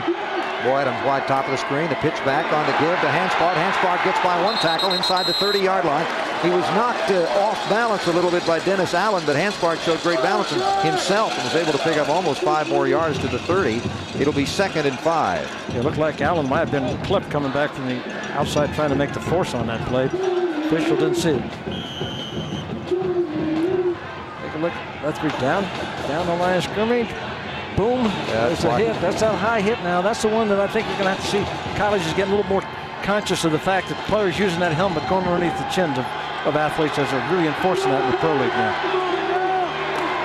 It goes inside with the fullback Todd Walker. Walker stacked up after a couple-yard gain on a slant to the right. Larry Walker on Todd Walker. Larry making a stop. First hit. One thing that's happened so far in this game, Greg, going in this game, Tech's time of possession of the football was only 24 minutes to their opponent's 35 minutes. Today, the time of possession is pretty good. They're controlling that football a little bit, keeping it away from the Aggies. Texas Tech has been... Winder, the offensive coordinator, quarterback coach, calling the plays. Coordinated, I should say. I'm trying to think of the term by Dick. He's also the assistant head coach. That's also part of his title. Zebby. Oh! right in and out of the hands of the defensive player there, number 23, Keith Mitchell. That was a touchdown, but he was so surprised. Yeah. And if he doesn't catch it, if the receiver catches it, the Aggies got a blitz going on. You can see they're in man-to-man. You see the blitz coming. Lethbridge has to get rid of it quick. And right through the hands, as you said, of Keith Mitchell. Wow. That would have untied the score real quick. It's going to be a 4th down, and they're in a position here to try the field goal again. A little bit closer. This one's certainly reachable. Kicking it is Tony Rogers. It'll be a 45-yarder straight on. It is up, sailing left, and not left enough for the Aggies. It's good. It's an amazing record, Rogers. Greg, that's his 9th straight from between 40 and 49. But hang on, there's a penalty on the flag. There is a flag down on the field. I don't know what the penalty's for. But let's see, probably against the Aggies in a situation like this. Oh, no, illegal procedure. That wipes it out. Well, Rogers has had from between the 40 and 49-yard line, he has had 8 straight. That 50-yarder they tried before doesn't figure into that. Well, they're certainly going to take the penalty. They're not going to give him the play. Not going to give him any points, I would think. It'd be 4th down and an extra 5. He'd have to kick it 5 yards farther back. We got linemen still moving at the snap. 5-yard penalty, still 4th down. They're trying to get set for the block. Gerard Fieberger, I guess, moved, and so now they're going to move it back. Drive coaches, look at the second guy from the right. Watch him moving around in there a little bit. He's not set, going down. He goes down late, and that drives coach is crazy. He take 3 points off the board. So all you got to do is get up there and get set. This now becomes a 50-yard field goal attempt for Rogers, but it's straight on. It is up. It's long enough. It is no good. Off to the side. Boy, all for a penalty. All for a penalty. And they didn't think so. They said, come on. Boy, he certainly has a strong leg. That really had a lot to spare. Of course, the wind might have been a factor. Now, let's see if it veers to the right. It is the wind a factor. Yep. That is all it took. Look at the wind. Look where it went. That's exactly the difference. R.C. Slocum liked that a lot. Well, every play makes somebody happier or makes somebody unhappy. I think R.C.'s a little frustrated at this stage. I think he felt his team would come out here a little more maybe enthusiasm than they've shown so far. 6 minutes and 9 seconds remaining in the first half, tied 7-7. The Aggies have the football now on their own 37-yard line. Fully high, pass intended out on the right side, but too high for the intended receiver. Verone McKinley was right there. Well, fundamentally, Corey just doesn't step into his passes enough, Greg. Many times he rolls out and goes in the pocket. He'll throw off that back foot. You'll see him throw a lot of passes high. You know, a baseball pitcher has to step to the plate when he throws the ball. Good quarterback step into the throw. Corey has a tendency not to step into that throw, and the ball sails on him. 2nd down and 10. McElroy, who has been held totally in check in this game, is out there as the lone running back. I'll tell you what, he's not alone. There's always someone aware of where he is. That's why he's been held in check. Now he's safety valve on a screen if they need to go that way. Pulling on the keep. He gets across to the 38-yard line, but that's short of the first down by about 4 or 5. Anthony Armour, the right defensive end from Dallas for Texas Tech, making the stop. I think Corey's a little frustrated at this stage. There was good coverage downfield. He made the decision to run. He didn't look out to the outside to think about that safety valve he has out there. Well, there's why. Zach Thomas is man-on-man almost. Well, they're not going to let McElroy go anywhere by himself. There's someone's going to be assigned to him all the time. I mean, that's just good common sense. 3rd down and long 2. Looking for the tight end up the middle. That's been a good receiver. Instead, he completes the ball, I believe, to number 7, Chris Sanders. And that will be a first down. Good across the 45-yard line, right on the 45-yard line. Sanders with a nice diving catch. Yeah, Tech's doing a good job there, Greg. Other than the one quick pass that he had to the tight end Clay early in the ball game, everything is a struggle. This pass is a struggle. Running to the outside, Sanders has to come and make a great play. Tech has to be very pleased with the way their defense is playing. Threw that into coverage. It was a good pass and a good catch. But again, it was a hard play to execute the way it developed. There you see number 7 Sanders. 3 wideouts top of the screen. The tight end is the near side. Hank Clay with 1 running back. Now in motion is Sanders. Little screen, inside screen to the receiver. He's complete for the first down, and he's going to get inside the 40. Nice fake outside by Connell. Connell still on his feet, fighting for near the 20-yard line, and Connell has a big gain to about the 23-yard line. 1st and 10 for the Aggies. Well, that's that screen from the outside that the run and shoot teams put into their offense, and now all the teams are using that type of play where the receiver comes from the outside in and picks up the screen. See him go back. See the linemen are waiting for the receiver to come. He's coming back to the inside rather than waiting to the outside.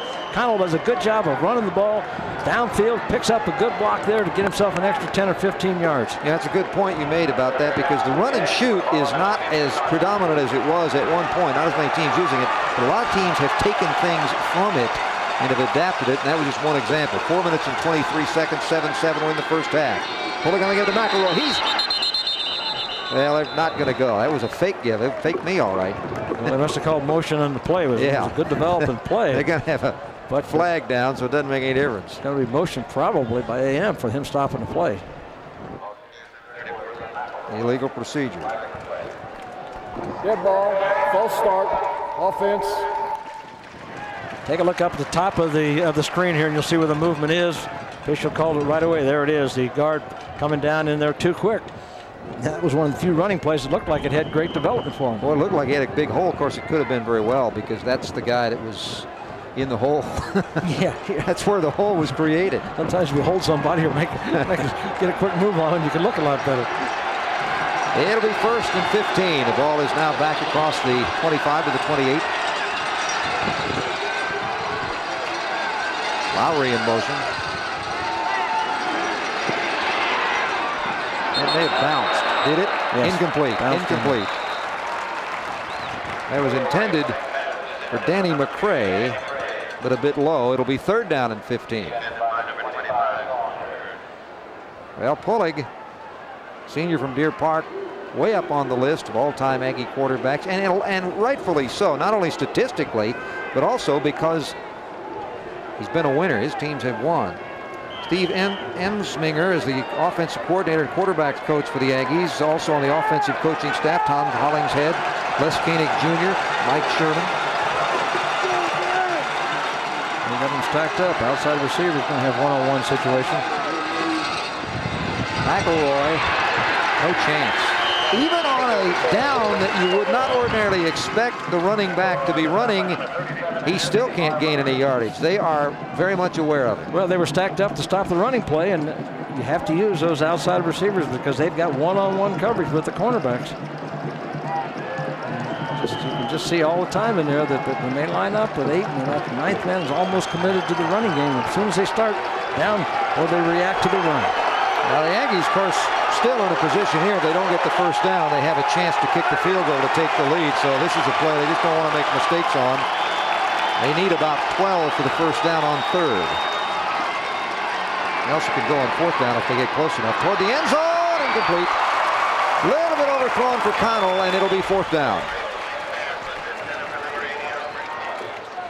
Well, take a look at the secondary now. You can see them. Corners are playing out to the outside. Looks like they're playing a little bit of two deep situation. Some man-to-man underneath. They're doubling up. He went to the right receiver. Connell, who had single coverage.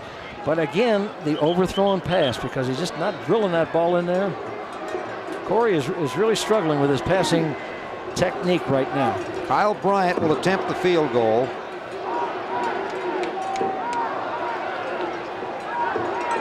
I think one of the other things with this passing game, Greg Connell, the timing between he and Pulley, Connell being a transfer, they just had enough time to work together. Bryant is 2 for 4 for field goals this year. This will be just outside the 40. It's strong enough. It is off to the right. The wind still may be a factor, and we're still tied. Each team has missed a field goal. 2 minutes and 58 seconds to go in the first half. Tech 7, A&M 7. Let us see what happened on that last kick because Bryant was 2 for 4 in field goal situations. There's a snap. There's a hold. Nothing wrong with all of that. He just kind of pushes it out to the right. Didn't come through with that foot. Now that might have been an overcorrection because he was trying to correct for the wind. 2:58 to go. It's Tech football. Leftridge with a drop back, short drop screen. Completed to Hanspard. He's got some room. Hanspard at the 40, 45, running backwards half the way to the midfield, and it's a first down, Texas Tech. A huge pickup. Reggie Brown with the tackle, but that was a well executed play. The timing couldn't have been better, and the blocking the same. Oh, they're doing a great job of waiting and having the patience. Look at the blocking downfield. Great job out there by the guard on the leading play out there. Casey Jones running that railroad down there the way it should be run. Set the block up, and that allowed Hanspard. And Hanspard does a good job of breaking off those blocks. Yeah, the real Casey Jones, the first one had a train wreck. I don't know if he wants that. Leftridge gets rid of it just in time, incomplete. He had to get rid of it when he did, or he was going to be smothered for a loss. He had no chance on that play. Warwick Holdman, the freshman redshirt linebacker from Alief Elsik in Houston, first to get there. Zebby, pretty good percentage, a very good percentage when you consider he'd only been completing passes at 36% coming into this game. 8 for 13 right now. Scoville brought the play in from the sideline. I'm sure it was accurate.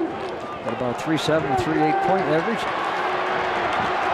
Be sure to stay with us. Halftime, always special on. Well, there's movement there. Hanspard just begun. This game's coming all the way back. This play. He tried a little Canadian League. Let's move before the ball is snapped stuff. Well, that's when we talked about the fact that they're running some plays on quick counts. When you're going to run on quick counts, your whole team's got to be set going on that first sound. They'll talk about it and they'll move it. Don't forget, we'll have an outstanding halftime coming up for you. We'll talk live to Texas Tech Athletic Director Bob Bachroth, and we'll have a feature on the Texas Tech Double T Shop. Preview the Red Raider men's basketball team with head coach James Dickey. We'll hear from the Red Raider band, and Bill and Ed will have first half highlights. And we'll have more. And that's all coming up at halftime. So don't go away. At least not for long, huh?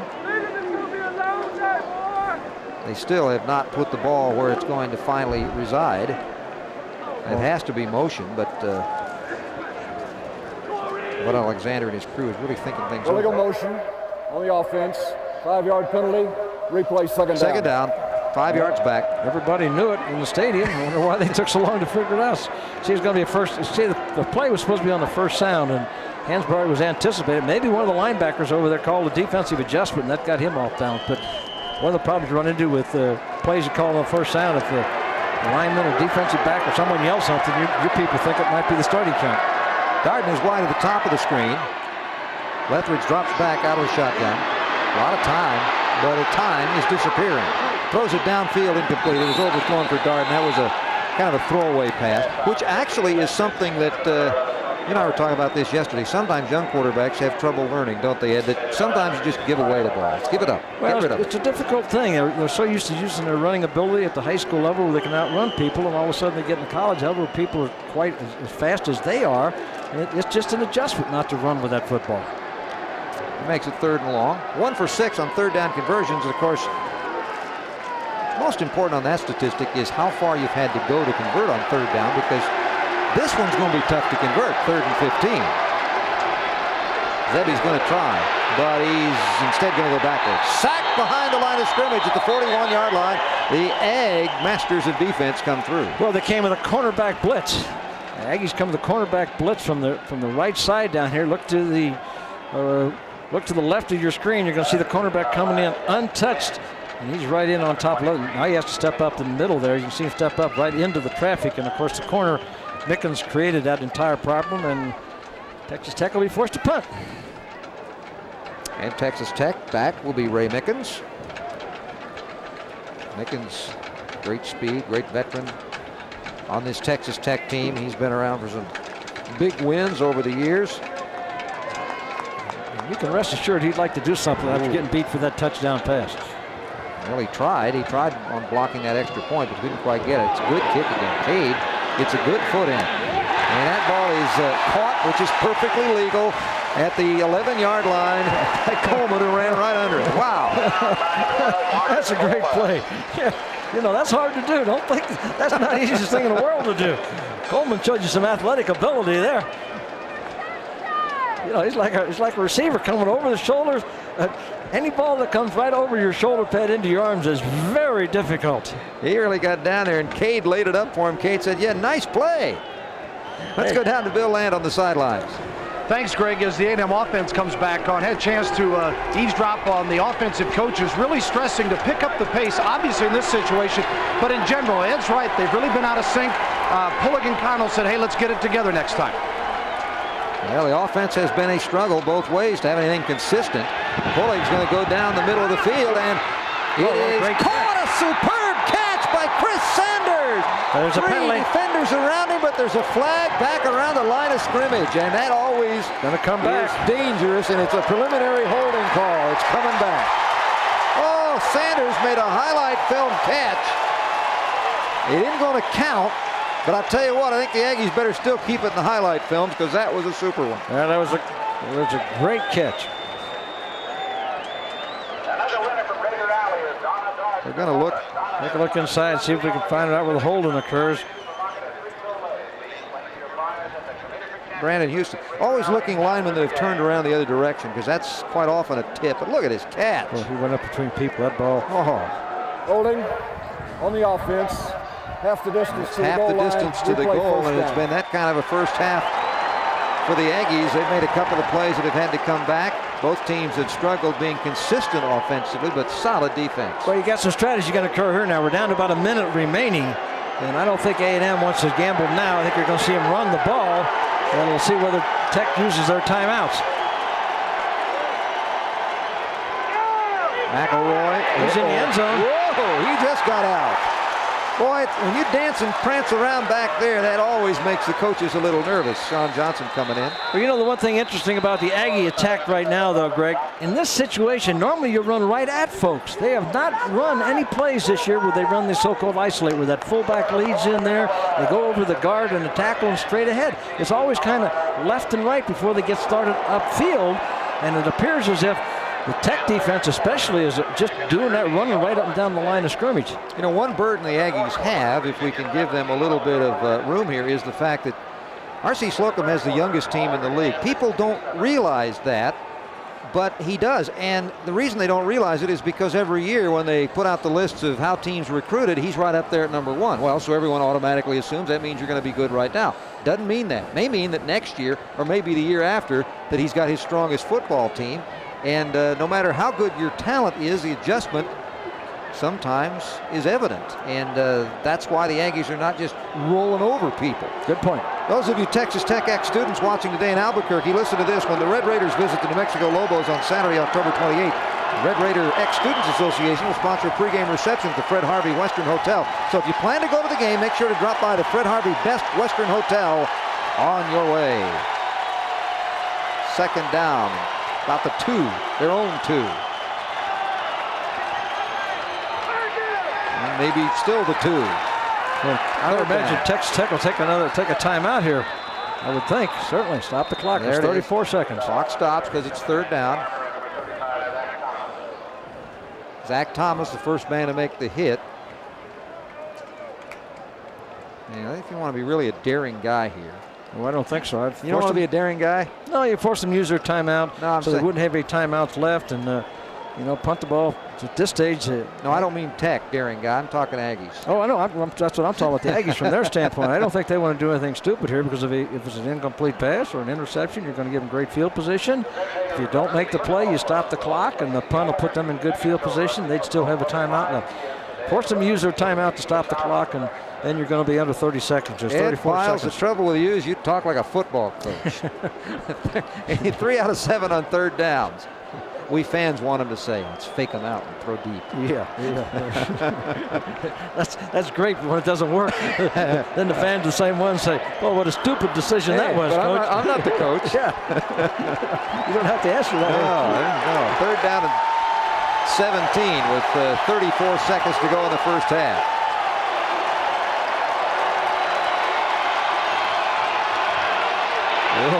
He got to the 5, and that's it. Another timeout by Tech with 28 seconds remaining. They're going to get the ball back after the punt. Not only that, you still have some other strategy here, although getting it out to the 5 will give the punter a little more room, but if they could have helped him on the 2, they could have gone for a block. Well, they'll still try to put a little pressure on the punter because you figure to get the ball in the Aggie territory, and you get yourself in a position that your field goal kicker will have a chance to maybe put the 3 points up. It'll put you up at halftime.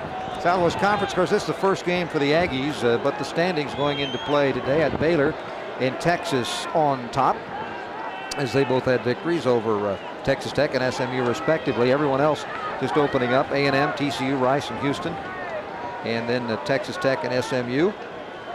The final year of the Southwest Conference, and already, just judging from the size of the crowd here, it's going to be a memorable final year. Of course, these two teams will still play each other in the future as members of the new Big 12. And a lot of the schools that have been part of the Southwest Conference will still find each other, even those that are going to the WAC or maybe Conference USA will still find each other on the other schools' schedules, just not conference games. Here's the punt now from deep in the end zone. He gets it away, and the wind is breaking it down. Fair catch at the 35, and Tech has got a shot at getting into a field goal situation here with 22 seconds. And there's a flag down on the play. A late flag came down, and that was great clock management by Tech by using their timeouts. Ball is on the 35. We'll see what the flag is.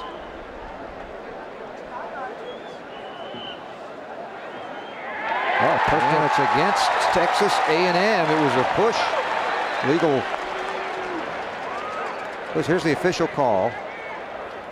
Interference with the opportunity to catch the kick. They didn't allow him room to kick the ball or catch the ball. Well, he was within 3 feet, I guess. That's a big one. That's a 15-yarder. Can't really tell from the angle up here, but wow. That's a 5-yarder. Puts them on the 31-yard line. They're in field goal position, obviously already. There he's making his fair catch signal right there. Oh, wow. I can't agree with that. Oh, no, that's unfair. Man was blocked to the ground in the first place. Zebby Lethbridge throws it away. Well, there he's learned it twice, and he really threw that one away. Yeah, a lot of time off the clock on that one, though. Should have, made the decision earlier. Well, that was a tough call. The player who was down there was blocked that way, and it didn't even look like he was that close, even after he was blocked to me. But I didn't see that called that way at all. Second down, ball at the 30. But Raider fans liked it. He didn't have any problem with it. Gave him 5 yards closer if they have to end up kicking a field goal. Donnie Hart has brought a play in. Zebby Lethbridge. I would think they'll run the ball and be happy here right now with Hansberg. Looks like he's lined up close. Ball is completed. Needs to get out to the 29-yard line. They're in a good spot. And the clock is ticking and ticking and ticking, and they had no timeouts. Clock play. I don't think. Clock play. They'll run the clock play. They'll throw it. They got to get it done. 2-1. They did not make it. They lost the time. Same thing happened. Watch out. It's bumped in the official. The receiver had to get out of bounds. McKenzie, he could not, and the clock expired. And that really was an unfortunate situation for Texas Tech because they were within range of a field goal. Amazingly, they did a great job to use the clock up that point. It's halftime, tied at 7.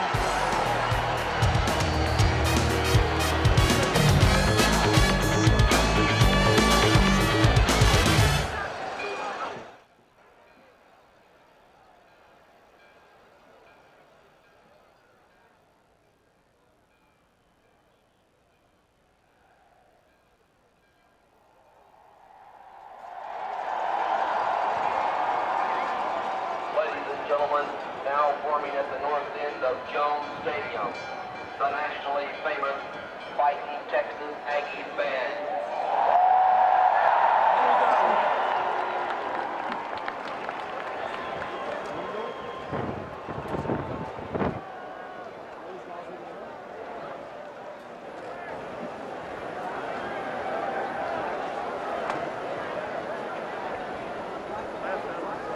Welcome back to Jones Stadium in Lubbock, Texas. Texas Tech and Texas A&M tied at 7 at intermission in a wild finish to the first half, going about as we all expected with the defenses controlling the football game here.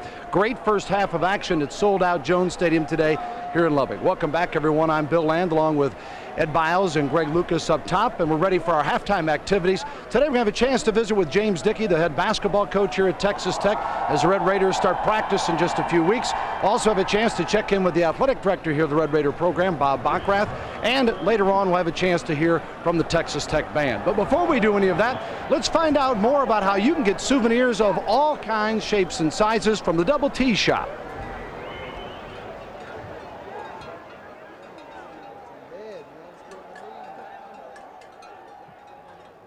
Here's the chance you've been waiting for to purchase Texas Tech clothes, hats, and other exciting merchandise by phone. Hello, I'm Larry Chrysler, manager of the Double T Shop at Texas Tech University. Our shop is located at 4th and Boston on the northwest corner of Jones Stadium at Texas Tech. We are a part of the athletic department. Therefore, the net proceeds from our program today, as well as sales throughout the year at our shop, go directly into the General Athletic Fund at Texas Tech to benefit our collegiate athletes in the various intercollegiate athletic programs. We are real excited about our Double T Shop preview that we're bringing you today. This gives us an opportunity to show you the very best in men's, women's, and children's clothing and accessories that we've put together for the upcoming 95-96 season at Tech. We are just like our coaches and their staff. We're very excited about the season that is upon us, and we have taken a lot of time to have some things that you will see on the field as well as off the field throughout our shop. Okay, let's get started here. This is Ron showing us one of our many coaching shirts that we have on the field here in the all-red cotton body with the black trim on the collar as well as on the sleeve. And this shirt's available in sizes small through XXX and priced at $45. This is one of the many shirts that we'll be using with our coaching staff this year. Then he's accessorized by the men's all-gold Tech Seal watch. This is by Time Service International. This is a quartz watch with Swiss movement, with date calendar, with 1-year warranty, and available also in stainless and gold, and it's priced at $176. The Sahara white straw that Ron's wearing today is also available in the Safari as well as Plantation with the black and red or red hat band. This is and the Texas A&M Aggies. When we come back in a moment, we'll throw it up top where Greg Lucas is standing by with Bob Bockrath, the athletic director here at Texas Tech, and also in the next segment, a glimpse at the Texas Tech Red Raider Marching Band. Our score at the half, 7-7.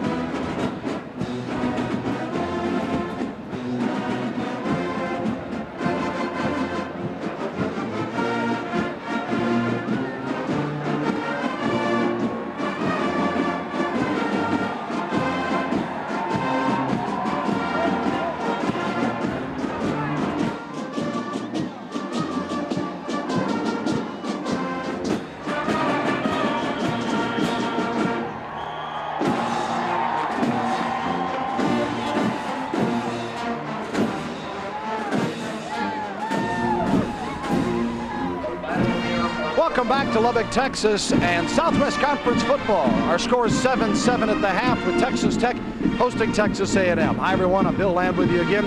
In a moment, we'll check out the Texas Tech band, but first off, we're going to find out more about what's going on out here in Red Raider Land as we toss it up the stairs to Greg Lucas. He's got athletic director Bob Bockrath with him. Greg? Thanks a lot, Bill. And by the way, I want to just warn all you Aggie fans that are watching, we'll be showing the Aggie Band in great detail next week when we visit College Station, because we are being hosted this week by the friendly folks at Texas Tech, and that means Athletic Director Bob Bockrath. And Bob, this has been almost a fairy tale last 2 years here at Texas Tech. Last year, football, men's basketball, women's basketball, baseball.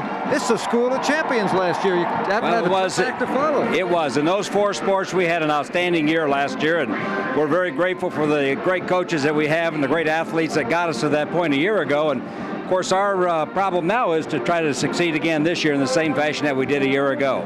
You know, this is a program at Texas Tech that really is at the peak at the right time, because you're closing out the Southwest Conference, and I know you want to have another great year like you had last year, and then next year you go into, I guess, uncharted waters to a certain extent of the Big 12, which is going to be a very competitive situation. There's no question about it. I think next year's Big 12 conference schedule for us will be a giant step up. In fact, that concerns us a little bit. We need to improve our recruiting, not only in football, but in all of our sports in order to be able to compete in that conference.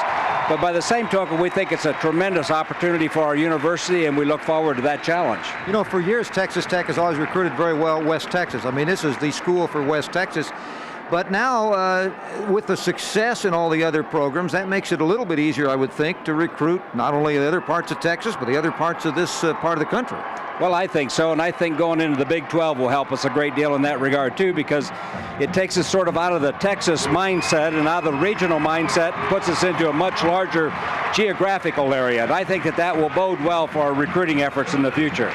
Athletic directors always have big smiles on their face when 51,000 people are in the stands, and that's more than you have seats for, so you got a big smile on your face. Well, I do indeed. I wish we could have it like this every week. If it did, we wouldn't have any problems. Thanks a lot, Bob. Bob Bockrath, the athletic director here at Texas Tech. As halftime continues, let's go back down to the field and Bill. Thanks, Greg. We're even at the half, 7-7 Tech and Texas A&M. Let's enjoy the Texas Tech Band under the direction of Keith Bearden.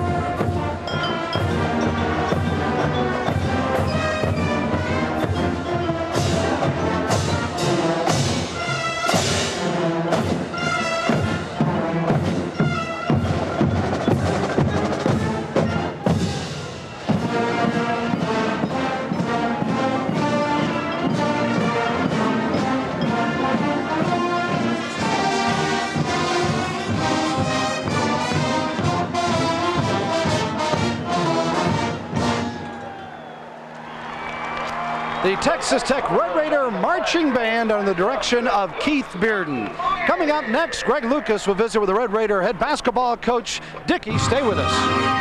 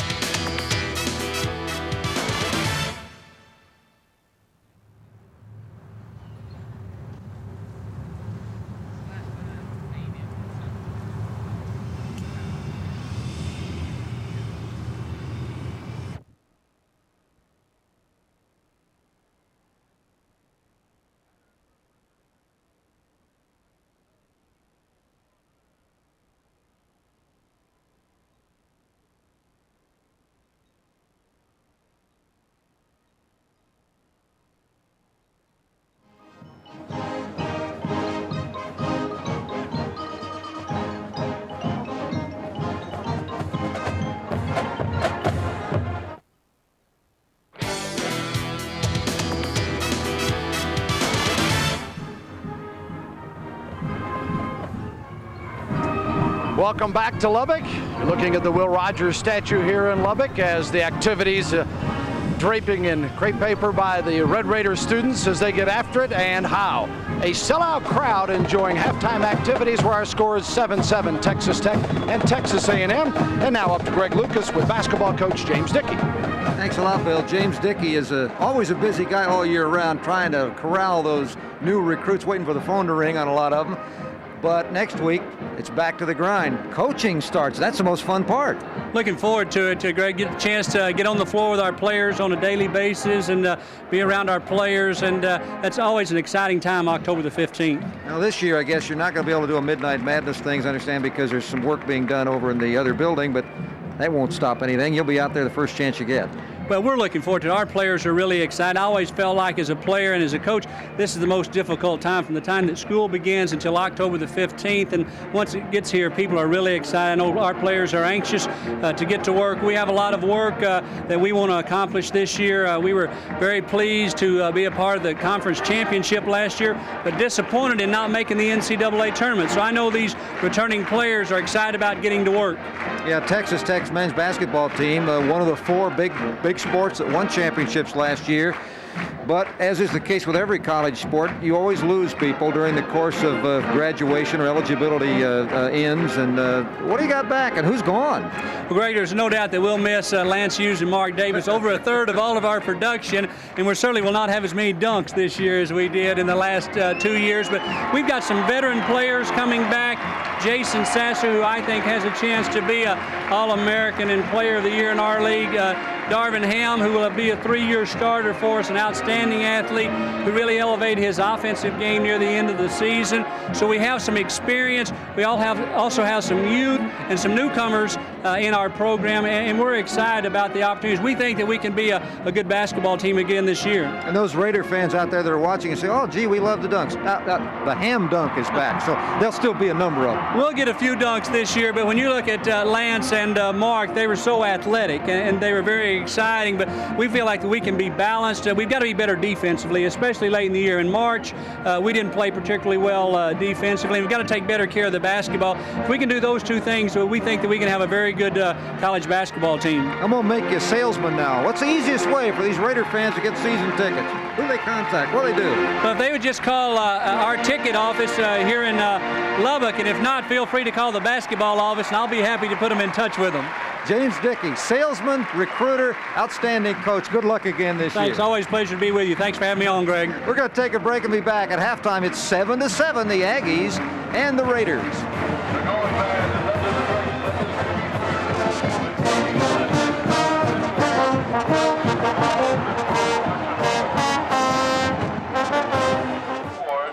Is head baseball coach Larry Hayes. Also, Clint became the only baseball player in NCAA Division I last season to be honored as a first-team All-American on the field and in the classroom. Presenting him with the awards for his honors on the GTE Academic All-America First Team is Dr. Alfonso Scandret, Associate Athletic Director for Academic Services. Congratulations, Clint. Our halftime score even, 7-7, Texas Tech hosting Texas A&M in Southwest Conference action. Glad to have you with us. Bill Land along with Ed Biles and Greg Lucas here at a sold-out Jones Stadium in Lubbock. We've got more pay-per-view football coming for you Southwest Conference fans. Let's take a look at the upcoming schedule.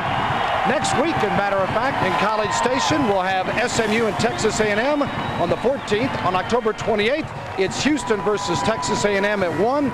November 18th, Middle Tennessee State versus Texas A&M. All three games, including today's game, will be replayed the following Monday mornings on Prime Sports, and they will be available unless they're selected by a national network for broadcast. And now let's go for some highlights. Up to Greg Lucas. Thanks a lot, Bill. It is 7-7 at halftime.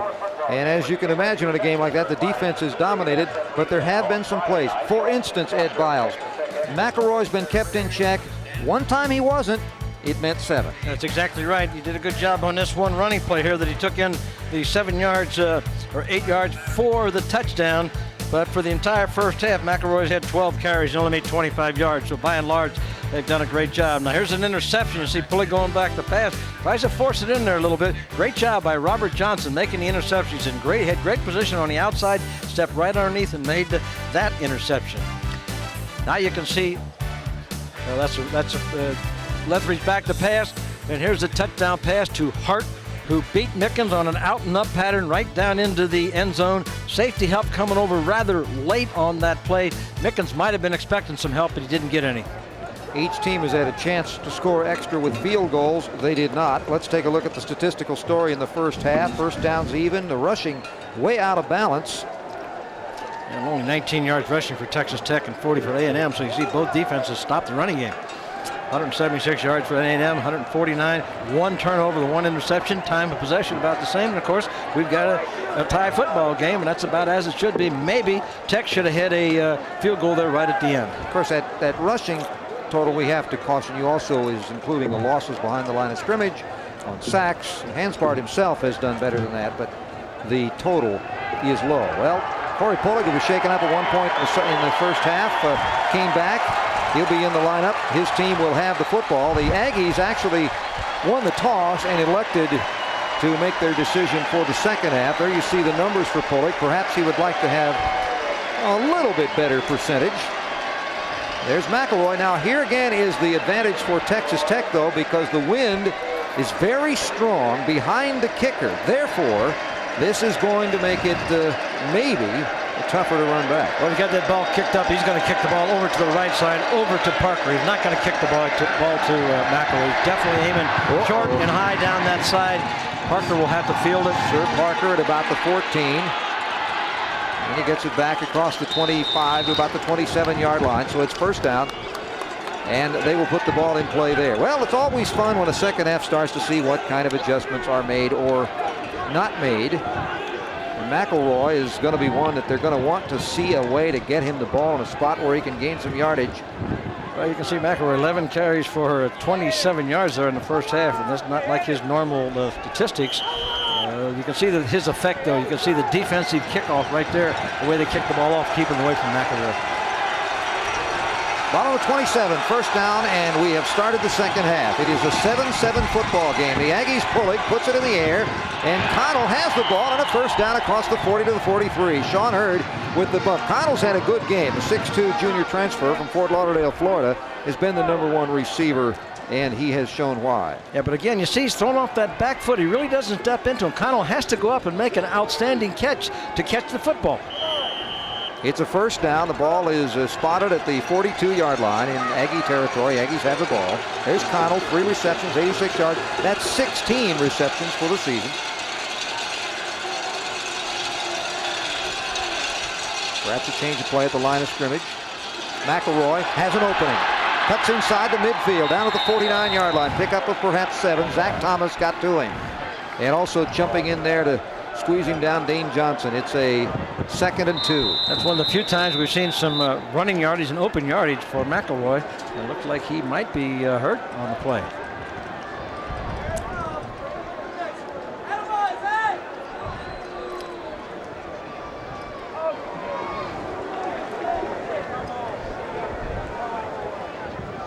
Well, he's twisting with his ankle. They're messing with his ankle. Looked like he's a little facial pain there. This play goes because you'll see Johnson coming up from the outside here. See Johnson coming, Robert on the outside. They ran the play underneath him. McElroy did have some running room. We'll see where his ankle gets it there right at the end. A couple frames back, I think you might have seen a body go down on the ankle before the play finished. He's going off there right now. Right here, right there. Well, he's going off on that particular play. That could be the end of his game today. Well, now we will have to see, and Aggie fans will have to see what kind of running back depth. The Aggies in recent years have had great running back depth. Sir Parker should be in there. They also have DeAndre Hardiman, a freshman from Galena Park. Rodney Thomas, of course, who's now with the Houston Oilers, was key man last year. And you could go back for years and years, and they've always had running back depth. And Greg Hill before that with Kansas City. Well, more than likely, they're going to just tape him up tight, and he may be back, but we'll see. It is a 2nd down and 2.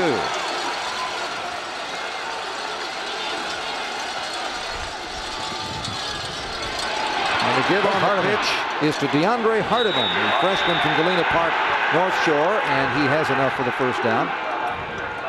Zach Thomas, Robert Johnson, the linebackers, bringing down Hardiman, a 5'11", 225-pounder from Galena Park, which is in the Houston suburban area.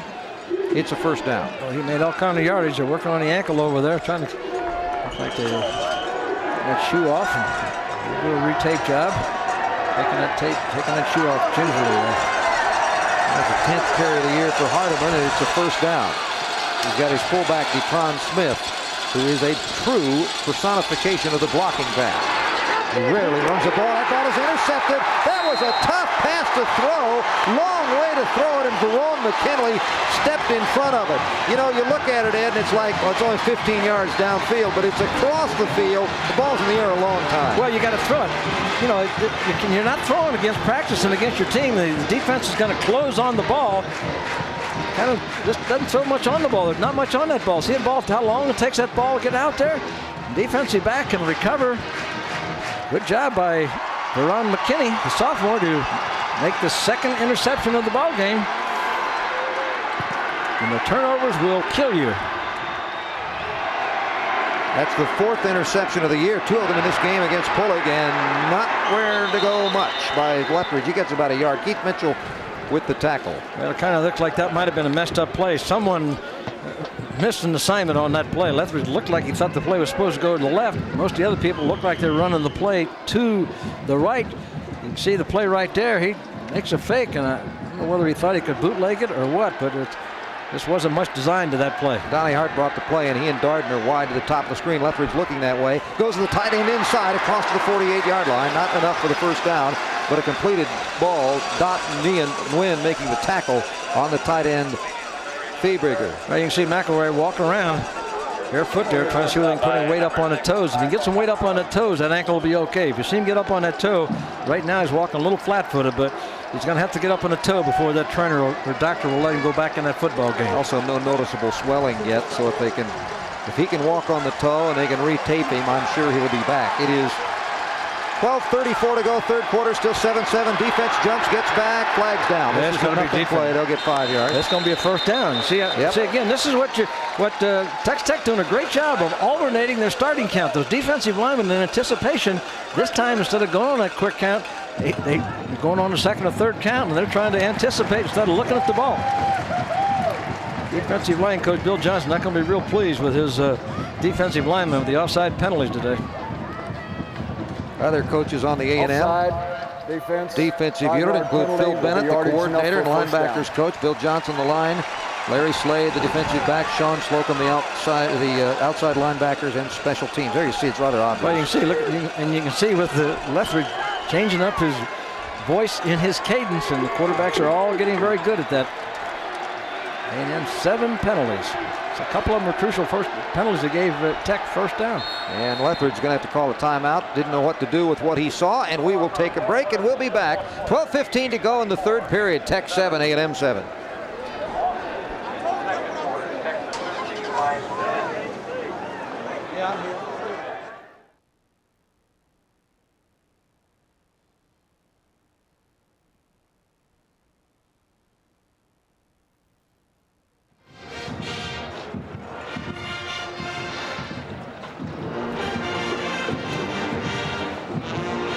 $51,205 on hand as we have a timeout, 7-7 score. Leland McElroy in the last Aggie possession, you'll see his left ankle here gets stepped on, or his ankle gets stepped on by the defense. That forced him to leave the game. He has been hobbling on the sideline. Bill Land has been sprinting on the sideline. And what's up down there, Bill? Well, as hopefully people will see here in just a moment, they're taping his ankle right now. I think you're able to see him getting up and walking around after they had taken all the tape off. He felt it was all right. They said, let's tape it up and see what it looks like and how he feels with it locked up again. He's not showing a lot of pain, but he's a pretty tough customer too. I imagine he'll be back in soon. That's the way it would look. First down now. Lethbridge going deep. Darden. Oh, couldn't pull it down. That would have been a super catch. The defense was right there. The veteran Ray Mickens got in the way. That ball was on target, and the receiver was there. So was Mickens. Now, once again, the ball is thrown there. Mickens does not look back for the football. You can see him looking at the receiver, looks up late. The receiver moved right back into Mickens. He could have forced interference. You know, Darden's an interesting story because he and Zebby Lethridge, when you start last season, were both competing for the starting quarterback job. Lethridge wins it.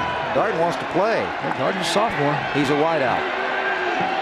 Second down. And Spard.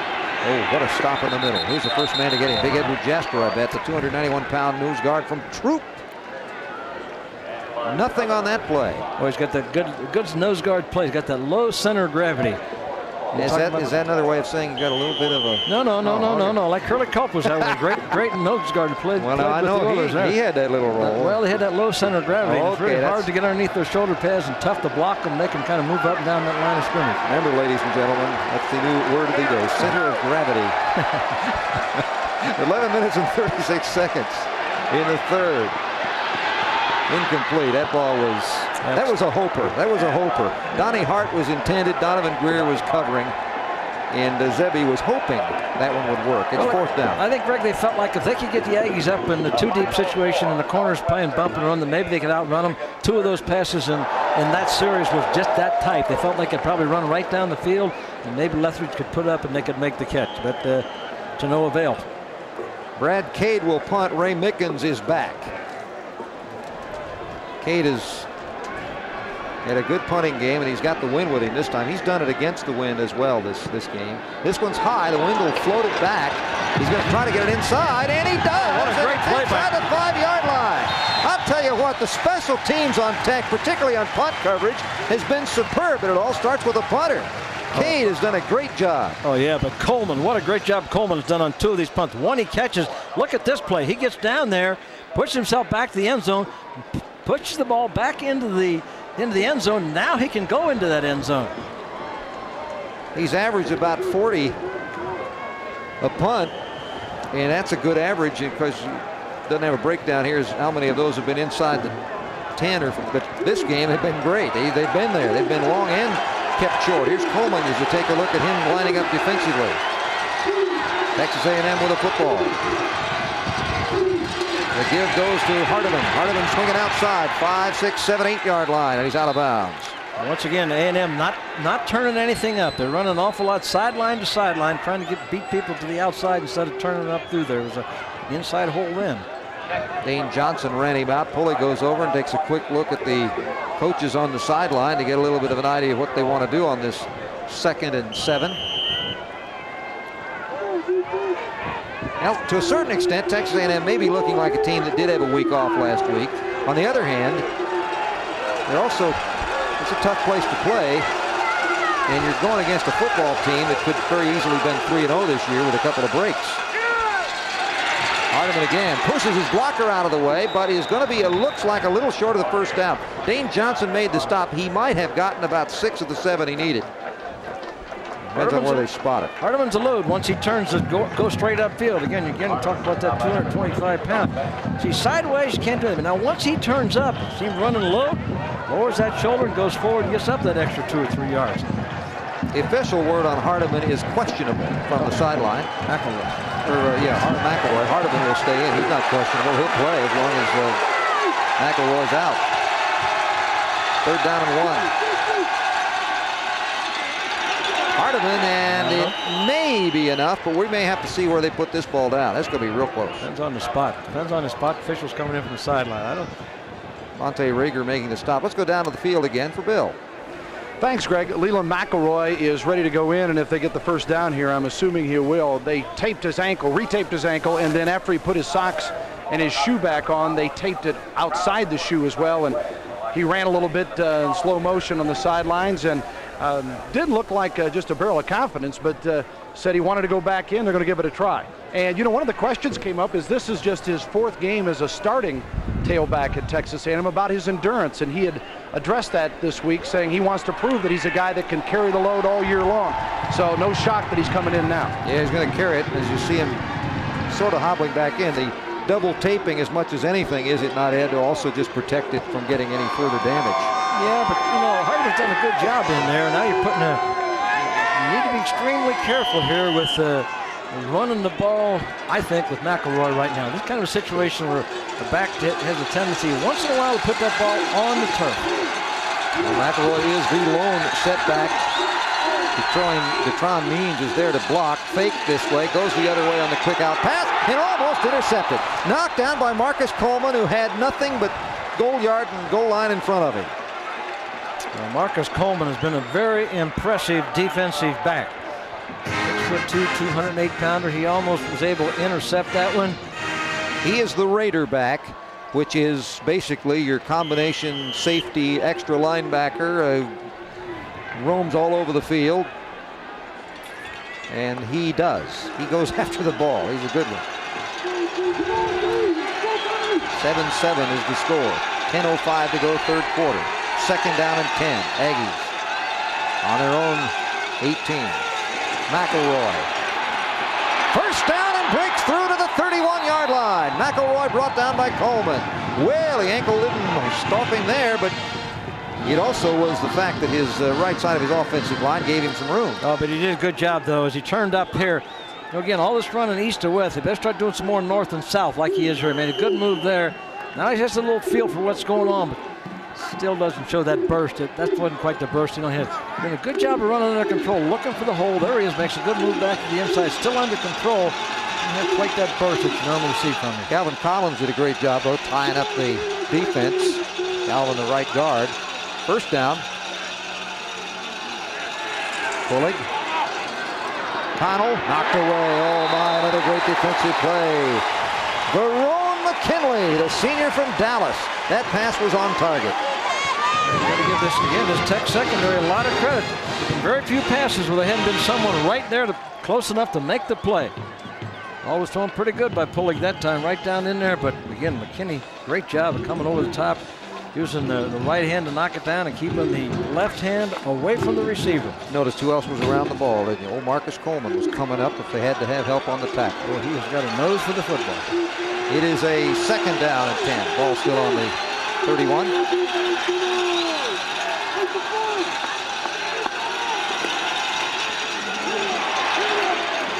Short gain of about 3 yards for McElroy. Cody McGuire, the sophomore from Crane, first to meet him. And that'll make it a third down. And they're calling it 7. Good time for the Texas Tech Red Raiders to put a blitz on. Haven't seen that. Good blitzing situation for him. Wide top of the screen. Number 7, Chris Sanders. Backs are split now. There they come. There's a blitz. There's a blitz. Blocking holds. Pass is complete. It is now a first down. Fighting forward is Sanders, and Sanders got that first down. And the blitz came in. Can't give enough credit to the Aggie offensive line. They held that blitz out. Did a good job of picking it up. Sanders did an excellent job of coming back and catching the ball. Take a look at the secondary. Now see the linebacker. See the blitz people coming? Coming up in one-on-one situation. Sanders came back to catch the ball. Pretty good coverage by the cornerback over there. That wasn't bad coverage by Hurd. Just a good job of Pulig and Sanders pitching and catching. Big first down. The Aggies needed that one. Yeah, Hurd couldn't keep him from getting the first down primarily because he's outweighed by 50 pounds. And he couldn't stop him. It's the first down. The ball is at the 47. McElroy sweeps out. Midfield crossing down to about the 47 on the other side of the 50. Pick up of 4 or 5 yards. And Robert Johnson, this has been a methodical drive for the Aggies, something they haven't had many of this game. No, it's the first time that they've been able to get some yardage off of McElroy and doing a good job of mixing up the passing game. And good big play there on that third down. They picked up the blitz and Pulig, good pass completion to Sanders. Keep the drive alive. Second down and 3 in this 7-7 game. Texas A&M now in Tech territory at the Tech 46.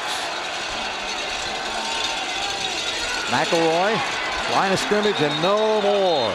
Corey Chandler, the first to make contact. And now it'll be a third down and 2. Ball is right at the 45. Got 17 carries now. McElroy for 59 yards. Pick it up a little bit. Yeah, and a guy like him, if his ankle isn't a problem, is capable of getting that one big one that brings that average up real fast. 3rd down and 2. Well, they lined up. Everybody's up in the line of scrimmage. He's going to audible or something, but yeah, he wants to maybe try to throw over it, but he doesn't dare. He doesn't need to. McElroy for the 1st down to the 40. He needed 2. He got about 5. Corey Chandler again was the tackler on the play. Take a good look now at Goodwin and Collins, right side of the offensive line, blocking down. Good job blocking down by Clay. That's what opens up the hole. Isolate play in there. Good lead block in there by Smith. That opened up the play. And a great job of blocking down by Collins and Clay and Collins. Goodwin and Collins, sorry. Well, they got some big guys, and they got some guys that have laid some blocks here in this 3rd quarter. 1st down, a ball at 41-yard line. 40-yard line, we'll call it. McElroy again on the sweep. He's got some room, and he cuts inside for another methodical, just working it out, 6 or 7 yards. McElroy brought down by Dwayne Price. Coleman, I would suggest, we talked about adjustments at the half, I would suggest the offensive line coach said, let's do it. Well, they're blocking down. Again, you can see the big tight end, Clay, blocking down, trying to keep the linebackers from getting out into the flow of the play. Upfield man is getting knocked to the outside. McElroy's finding a little running room in there. 2nd and 3. Still 7-7. If you've just joined us with 6:41 to go in the 3rd quarter. I haven't seen him run straight ahead out of this formation yet. Let's give it to the fullback. Finally did, only about a 1-yard gain. Jerome Lang on the tackle. The thing that is very strange, at least to me, Ed, maybe you can explain it, Smith rarely carries the ball. And you would think that because he rarely carries the ball, he would have some longer runs just by nature of the defense falling asleep, and he does not. Well, it might be because of the formation. You see, that's one of the few times they've been in the I formation. That may be the only formation they give the ball to Smith. If they got split backs, they don't give the ball to Smith from the running standpoint. So the defense has probably said, hey, when they're in that formation, that's one of the few times they give Smith the ball.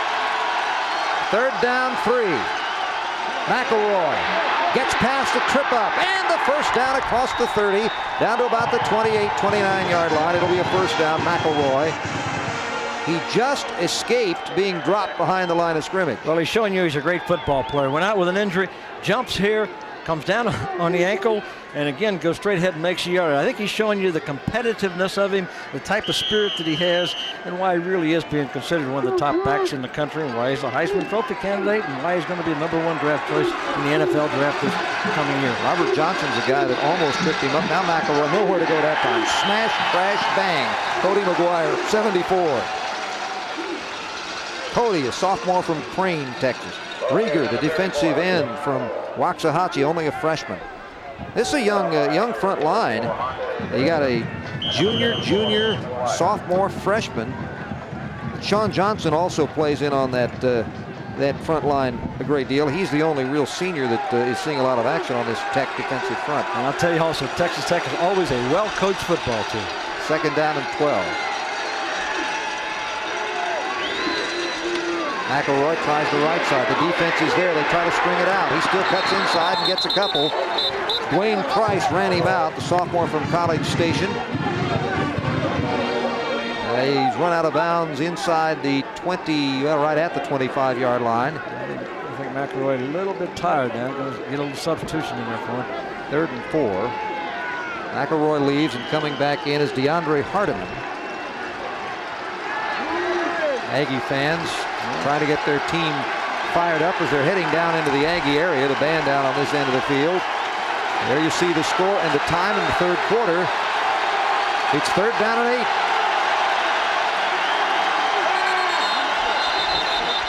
Lineman moved, apparently. At least that's what the defense is trying to point out. Let's see. Well, I'm sure that is. There was no movement defensively, so that's going to be offensive lineman.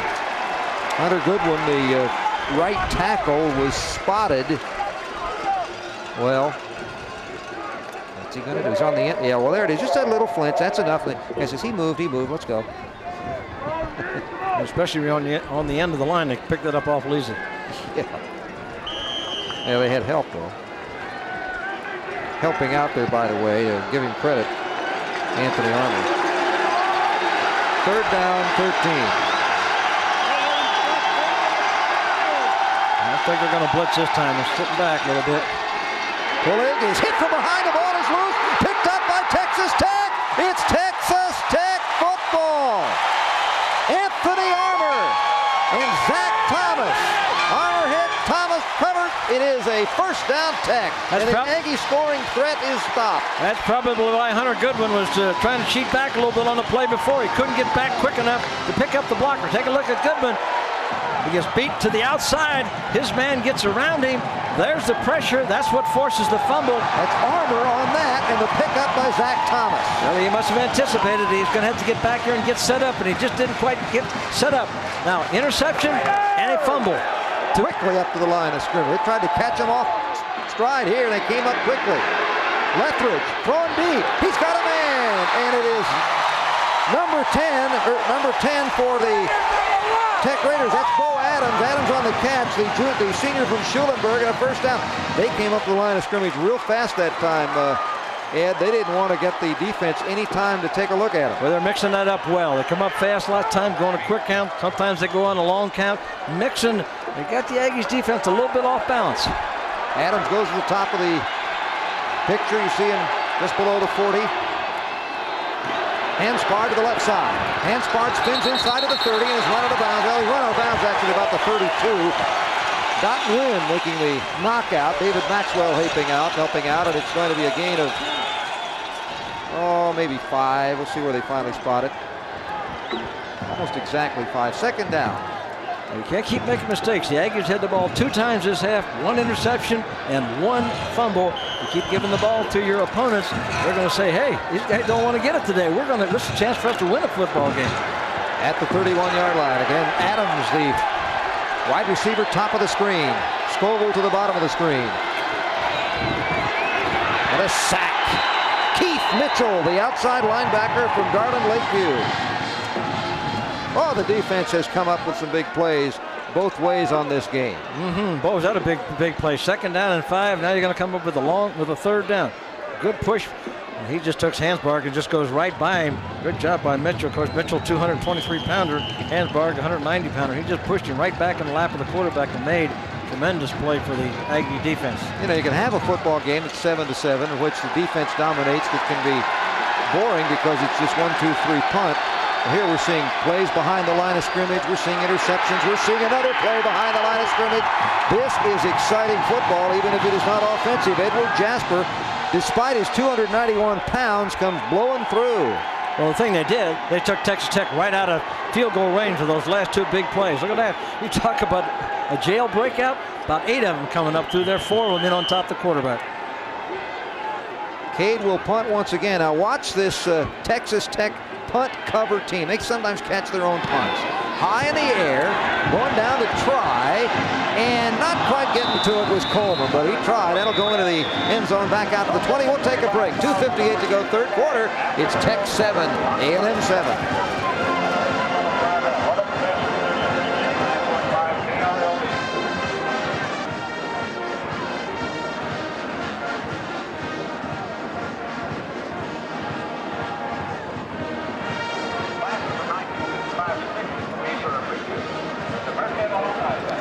With 2 minutes and 58 seconds remaining here in the third quarter.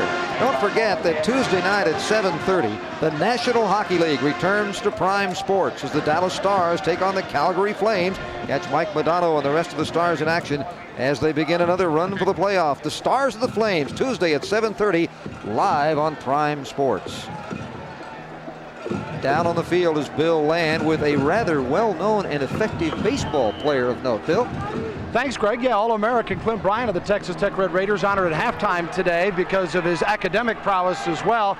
Pretty good football fan too, huh? Yeah, I know a lot of these guys out here, and it's a good game. I'm glad to see the score tied up. Hopefully, we'll come through in the fourth quarter. You used to play a little football? Yeah, until I got hurt, and that was the end of my career. Smoking like a true baseball player. No, you're excited. You're going to the Olympic trials. Yeah, it's going to be a good opportunity for me, and hopefully show somebody that Tech has something to offer and give us a little respect going into the year. And I'm looking forward to it. Play against some of the best guys in the nation, and hopefully I'll come out all right. Clint, you turned down, I'm sure, a lot of money to not go professionally this last spring. Any regrets on that? Oh, no. This has been a great semester so far. I'm looking forward to another great season at Tech. We got some good players coming in, and out here in the heat of the day watching hopefully Tech beat the Aggies be even better. Thanks for the visit and the best of luck. All right, thank you. Clint Bryant, Texas Tech All-American baseball player. Let's go up to Greg. What a third baseman he has been at Tech. We'll take a break and be back. There's a player down. We'll catch up the action when we return.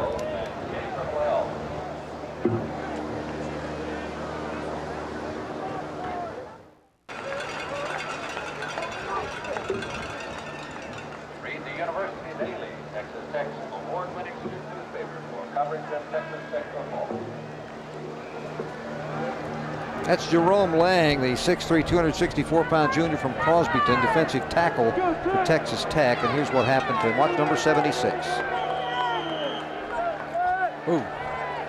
Maybe you shouldn't have watched number 76. He was not putting any weight on that. Hopefully it's just a sprain that can recover and nothing more serious. Nothing going there is Marcus Coleman. That was a 2nd and 2. Now it's going to be a 3rd. And about the same. With Lang out, that we would presume the check. Corey Chandler is probably in his place. He's 93, looks like he is. It's a 3rd down and actually about 1. Pulling on the keep, and I don't think so. No, that was he. No, I don't think so. He squatted before he moved instead of moving right ahead with that offensive line. I don't think he made it. I doubt whether he made this. He did not. They just don't run that play where they take that ball at the fullback lead and give it to McElroy straight ahead. RC, are you in the gamble move at this stage? This early? He's shaking his head. He's not a happy camper right now with his offensive football team. Got to be pleased with his defense. He hadn't sent a punter in, has he? He's asking for a measurement. He's entitled to a measurement. That'll help you think, doesn't it? Yeah, but I'm telling you what, they're going to get a delay of the game. He didn't get a measurement, huh? He did. Well, the 25-second clock's going to run out. They have to use a timeout to stop it. Now he's really going to be unhappy. Now he's going to put the punting team in and wasted the time. Had to waste a timeout to get the punting team in. And RC is not going to be happy with that entire situation. He's either with his offensive coaches or the quarterback. Let the 25-second run down. If you were going to go for it, well, you got to do it. If not, you do not want to waste a timeout under those circumstances.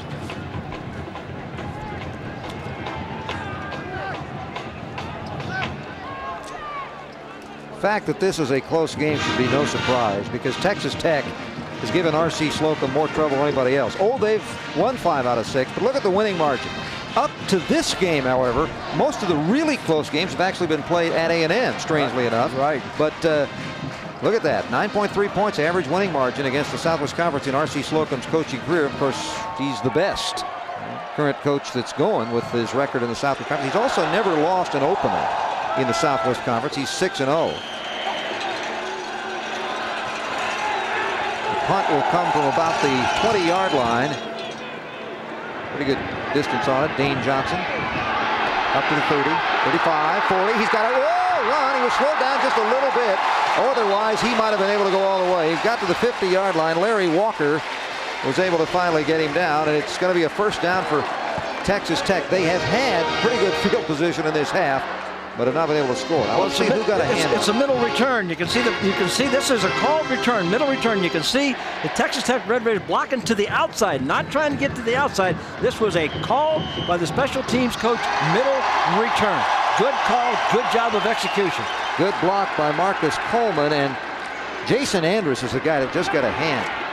Bring him down, and that ball is run up across the 50-yard line down to about the 47 by Hanspard. Keith Mitchell with the tackle. And you can rest assured that punt return came off of looking at the way A&M covers punts. That they were going to the outside an awful lot, and they thought they could break one up the middle. Big play for the Red Raiders.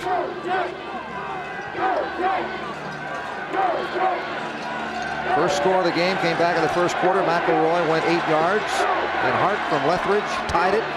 That's where we are. Lethbridge got it to Darden. First down inside the 30. Tony Darden, the San Antonio sophomore. Ray Mickens on the tackle. Well, the key to that play was the protection. Aggies came with a blitz a couple times during the last series, had great success with it. This time, Red Raiders picked the blitz up. Watch him pick the blitz up. Watch him have plenty of time. See the time he's got back in the pocket there? You see everybody running to the outside of him? That gave the receiver plenty of time to drive the defensive back off and get open. Good job by Lethbridge of having confidence to sit in that pocket. Ball to the Aggie 28-yard line with 20 seconds to go in the period. Hanspard, nothing there. Let's try a little farther out. A little bit more. He's at the 20. He's run out of bounds. The first door was closing, so he went to the side door and got some yardage. Typale McMullen ran him out. Well, Typale McMullen, though, should have done a better job. They had this play stopped inside. Now, McMullen thinks the play is stopped. He's got to continue to come outside and contain. See him hanging inside? His job is get to the outside. That allowed Hanspard to get some extra yardage that he shouldn't have made on the play. Second down, 14 seconds, all that remain in period number 3 in our 7-7 game. Let's go quickly down to Bill Lang. Update on Jerome Lang. He has a knee sprain, not quite as serious as may have originally thought, but is not expected to return today. The give goes to Hanspard. He's dropped behind the line of scrimmage. This defense just does it, dot and win. The freshman was first man to hit him. Well, that's probably going to be the last play of the third quarter. 2 seconds and ticking, and we'll move it all the way to the other end when we get back to more action here at Jones Stadium. We've reached the end of 3 quarters. It is 7 for Texas Tech, 7 for Texas A&M. We'll be back for the 4th quarter coming up.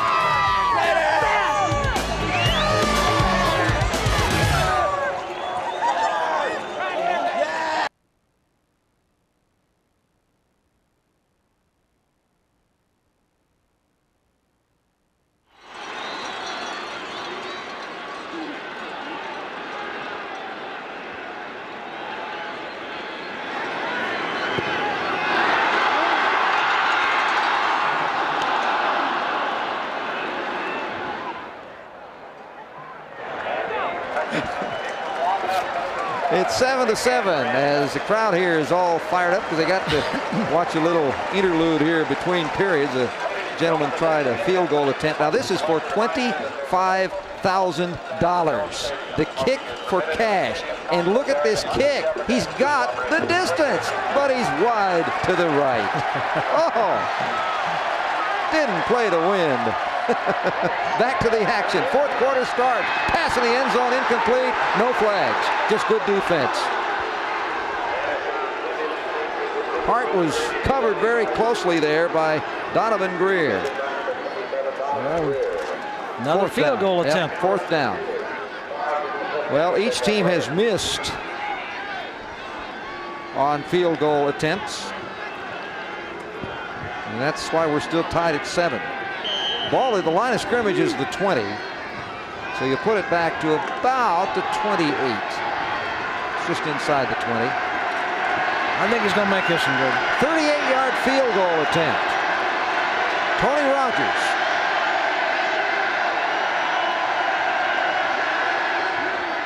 Blocked inside. Picked off by A&M. And they're running the football to the lateral. This could be 6.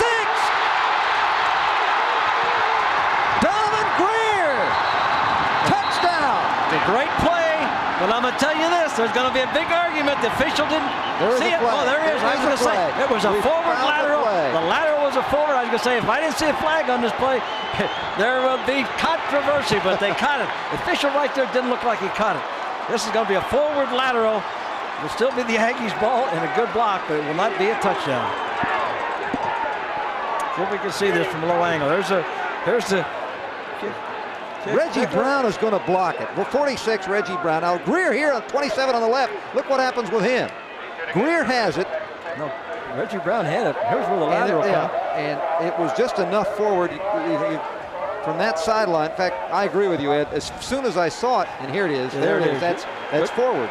Good call by the official. Good call. I didn't think the official saw it. Nobody on this side, the 2 downfield officials didn't see it, but that's why you got a number of officials out there. This has been a great spectator game. And again, it's only 7-7, but you've seen a lot. It is, and also the fact that it's still very much in doubt makes it a great spectator game. We are going to start all over here. It'll be the Aggies football on their own 40.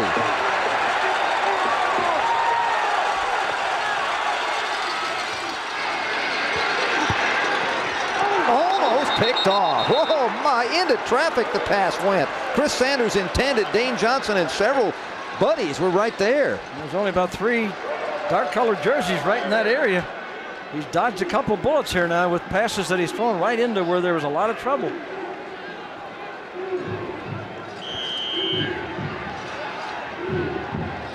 You want to be a quarterback, you got to take some hits. That's a little late, that one. Oh, that one was too, the one to the head. That hurt. That one could have been called. No call, 2nd down and 10. Bounced it. Actually, no one there. Wanted to go to McElroy, but he was being shaded by Sean Banks. And it'll be 3rd down and 10. Well, the defensive secondary, Coach Dean Campbell deserves a lot of credit. I'll tell you, he has his defensive backs and linebackers just playing the Aggie patterns. They know exactly what the patterns are. As soon as they develop, they're just jumping all over them. There just hasn't been any Aggies that have been running open in the passing attack this ball game. Good job by the secondary coach and linebacker coach, Campbell. And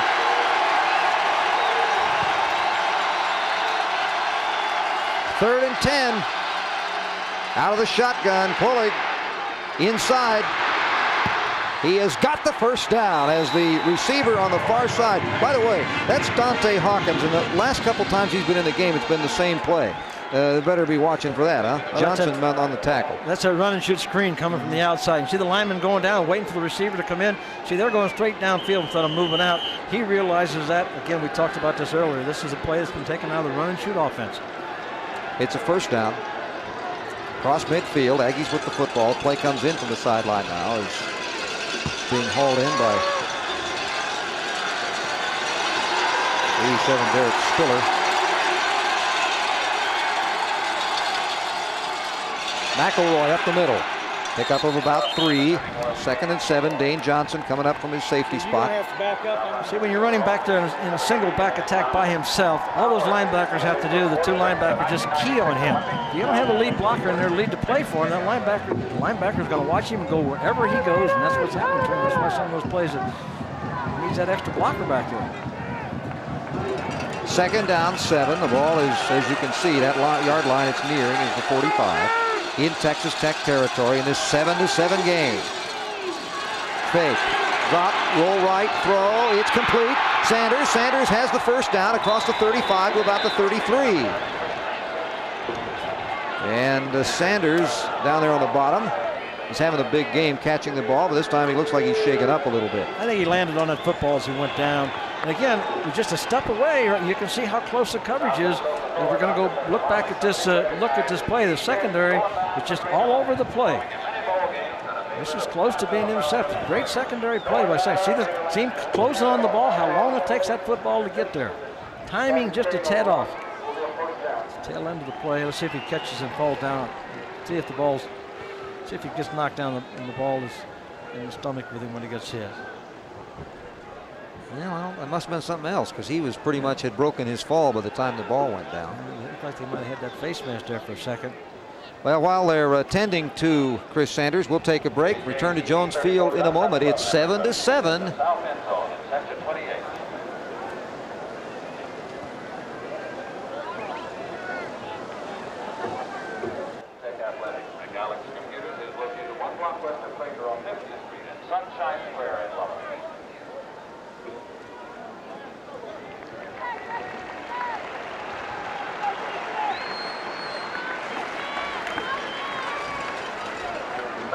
All even with 13:25 to go in the 4th, the Aggies and the Red Raiders. And of course, we want to remind Aggie and Red Raider fans that every game may not be on television, but you can follow all the action every week on Prime Sports because that's the place to find the R.C. Slocum and the Spike Dykes coaches shows. Each Sunday night at 8:30, it's Texas A&M with R.C. and at 10:30, it's Texas Tech with Spike. That's each Sunday night on Prime Sports. They are already making their plans to catch the coaches show as soon as the game's over tomorrow. Pulig incomplete. Good coverage again by Marcus Coleman. He was right there with McElroy out of the backfield.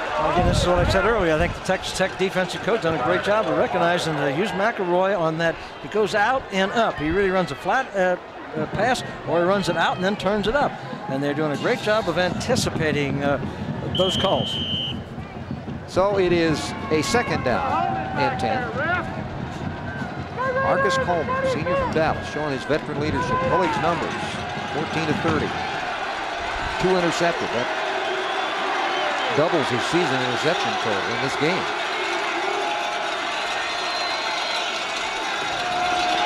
the lead block this time. McElroy not going to be able to use it. The penetration in this first shoot, super. Robert Johnson, first man.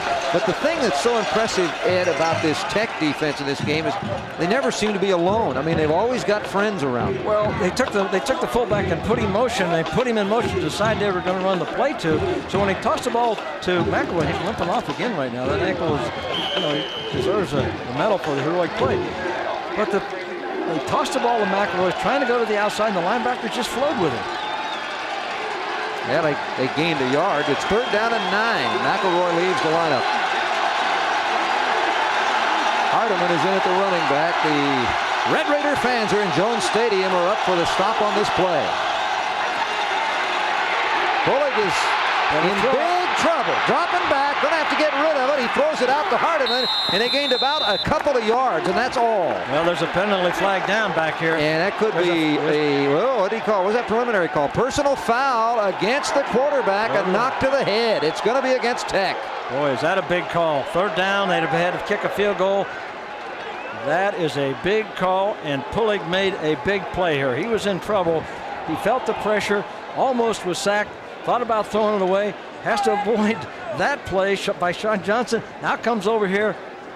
Oh, yeah, good call by the official. That is really late to the face. Yes, good call by the official. Actually, probably could have been called either just plain old late or to the face, both. It was a good call, even though the crowd here doesn't like to see it, because the Aggies get a great advantage out of that. They're going to get the first down. They're going to move it down inside deep in this 7-7 game. Yeah, the fans don't have the opportunity to see it on replay like we have, but there's no question that was a good call, and coaching staff will be a little bit unhappy with that player when they go back in the locker room or when they look at the film tomorrow. Now Zach Thomas and his defense has even more work cut out for them. That's got to be very frustrating to the defense, too. I mean, defense made the mistake, but the defense has been doing such a great job, and then all of a sudden, all for naught. It goes right down to the 12-yard line where, even though the Aggies have struggled, they got a golden opportunity to at least get 3 out of this. Yeah, Zach Thomas has got 11 tackles, and Coleman has 12 tackles so far in this ball game.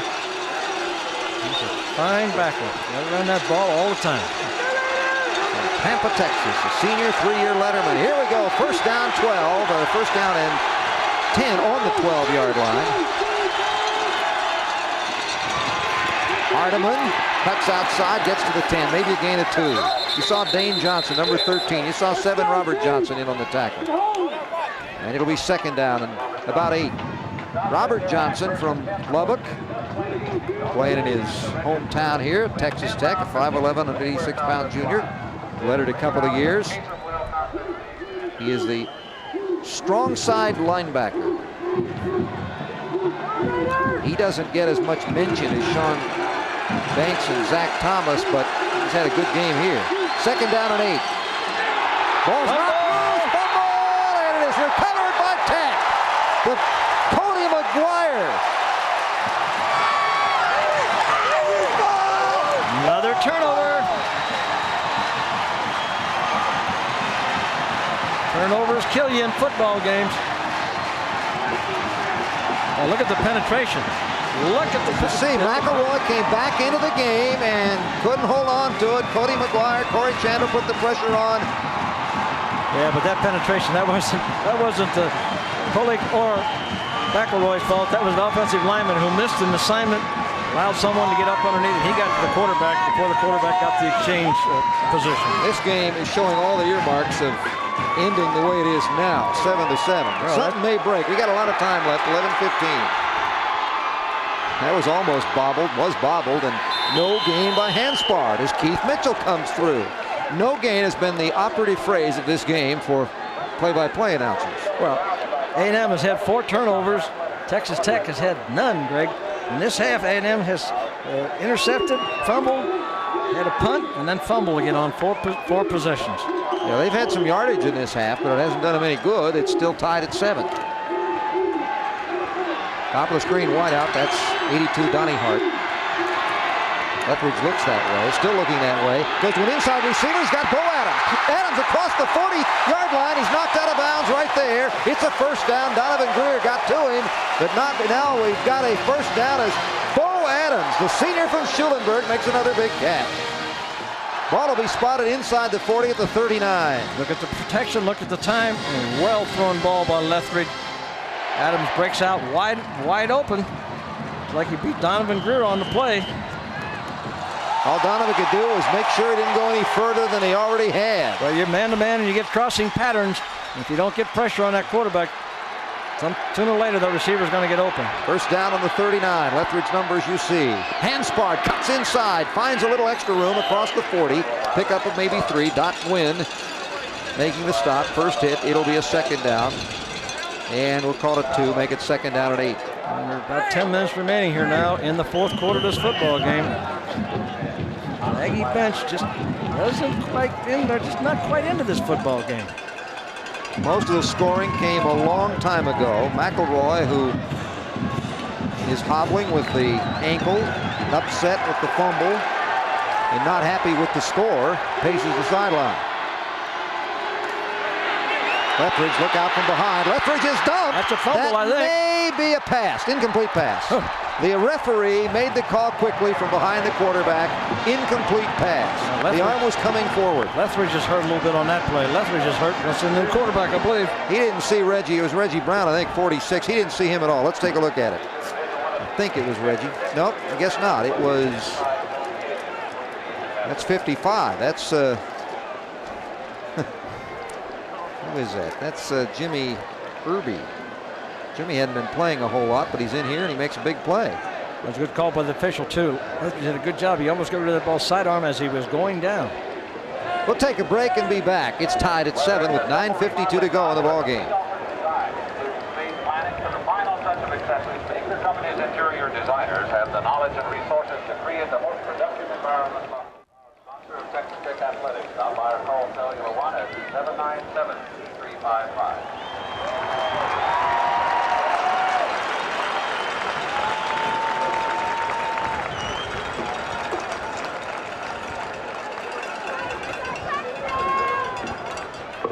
Zebby Lethbridge is up with 9:52 to go in the fourth quarter. We're tied at 7.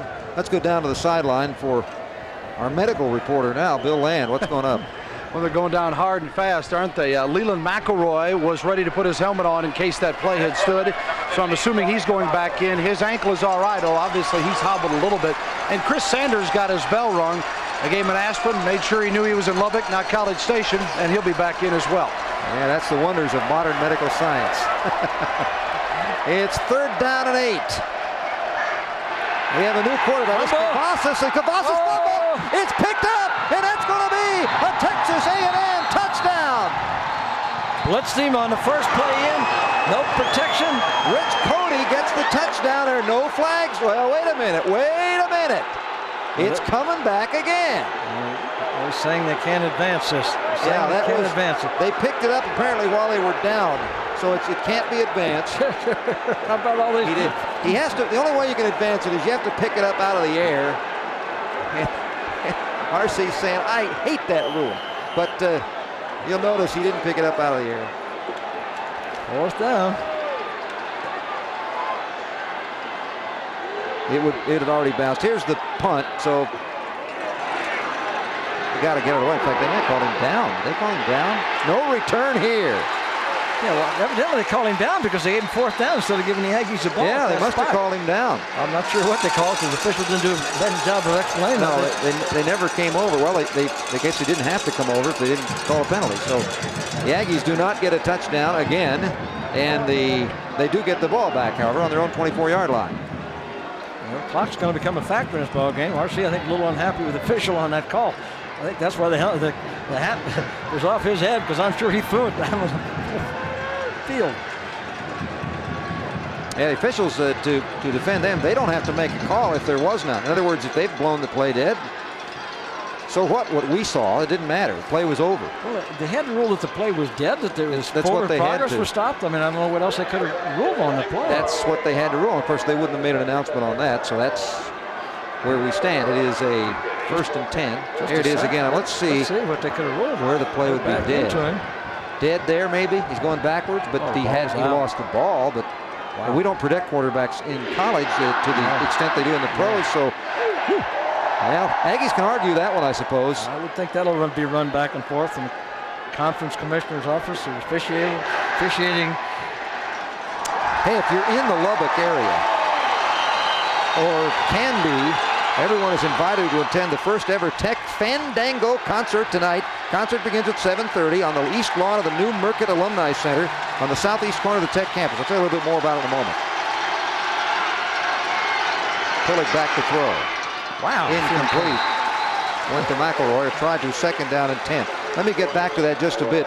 Don't want to leave you hanging. Concert's free. That's important. I didn't get to that part. This concert is free to the public, and the music will be provided by Andy Wilkinson and some very special friends. That's the name of the group, featuring Kenny, Donnie Latronda, and Natalie Maines, along with Carrie Banks. They suggest you bring a blanket or lawn chair. Enjoy the free concert, sponsored by the Tech Ex-Students Association and Whisperwood National Bank. Operative word is free, and if we weren't scheduled to get on an airplane, we'd be there.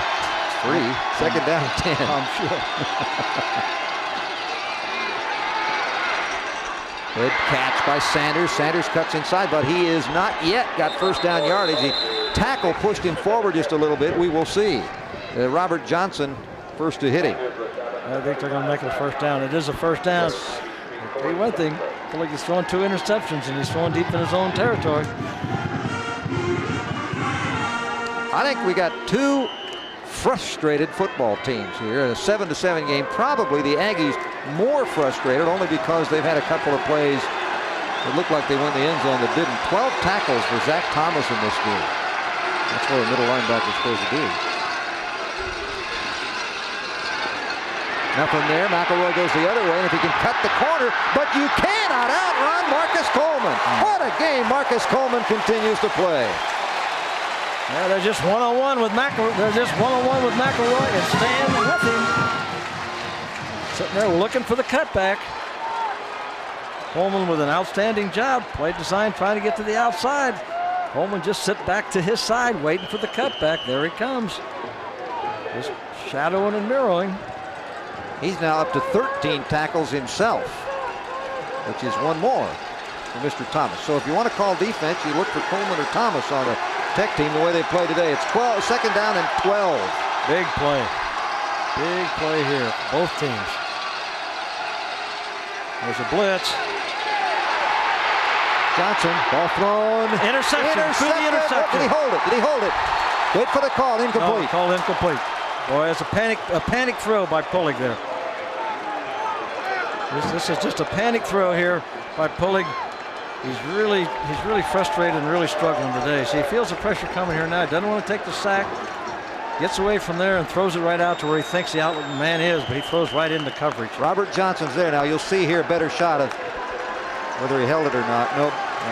On the ground and buried. And again, the fans couldn't see it, but it's third down and 12. Great. Another outstanding defensive play.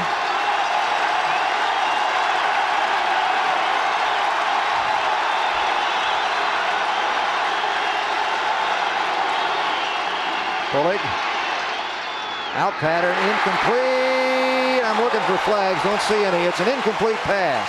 At first, it looked like Jerome McKinney might have tripped him up a little bit from our vantage point, high top the stadium, and it was over near the Aggie bench. There was no real protest there. Great play by the secondary.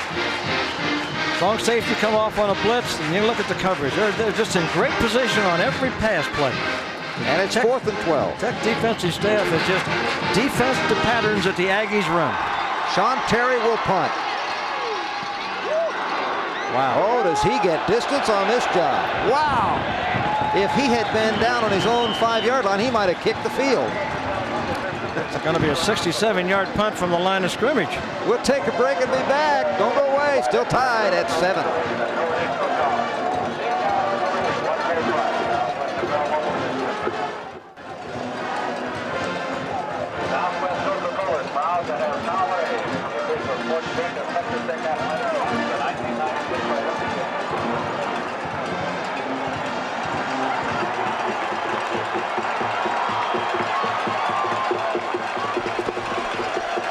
.7:51 to go in the game. We're tied at 7. What a rivalry this has been between Texas A&M and Texas Tech. The Aggies have the advantage overall, but the rivalry, not any less. Spike Dykes, the head coach of Texas Tech, knows this is always a big game.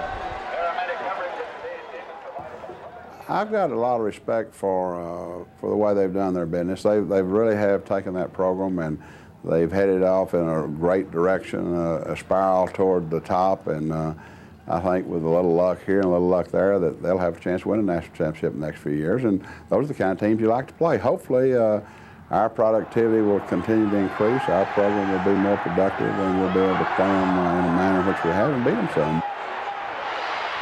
Back to live action. As you see, Lethbridge had no receivers, so he ran the ball out of bounds, picking up a couple.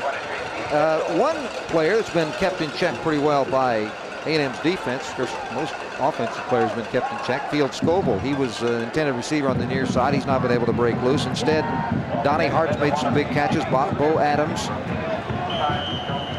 We're still tied at 7. One defensive statistic I thought I might bring out here is we talked about how good Marcus Coleman has played. Marcus with 13 tackles. He came into this game with only 19 in 3 games. Another short gain as the Aggie defense turned. Well, the Aggie defense had a blitz on. Looked like they might have even had a quarterback draw called by Lethbridge, but the blitz came right up the middle and stopped the play. Again, now it's going to be 3rd down and about 10 for the Tech. Coming in, Malcolm McKenzie, 17, and also Bo Adams, number 10. Also Scoville back in, and leaving is Gerard Feebigger. That means taking out one of the tight ends and got an extra wide out. So they've really got an almost run and shoot formation here with 2 wides on each side, and it goes into the middle and not much there. Tried to run a trap play, quick trap up the middle because A&M was in a blitz. One of the factors we haven't really talked about, Greg, but the punters have been a tremendous factor in this football game. Both punters averaging way over 40 yards a punt. This will be a little bit of a test for Brad Cade, though, because he's going to have to punt into the wind, which is pretty stiff in his face right now. That hasn't been a negative up to this point.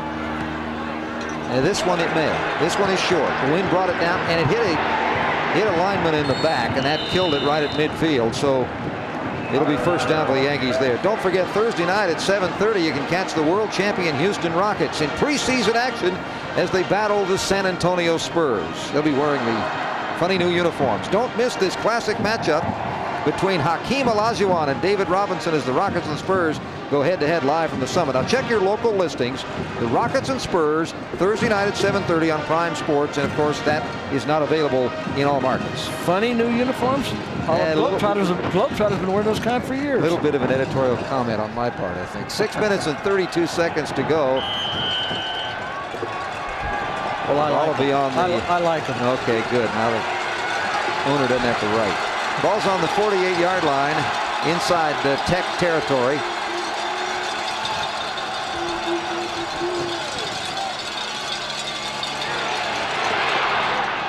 Behind the intended receiver, McElroy. Pressure coming in there from up front, and it will be a 2nd down.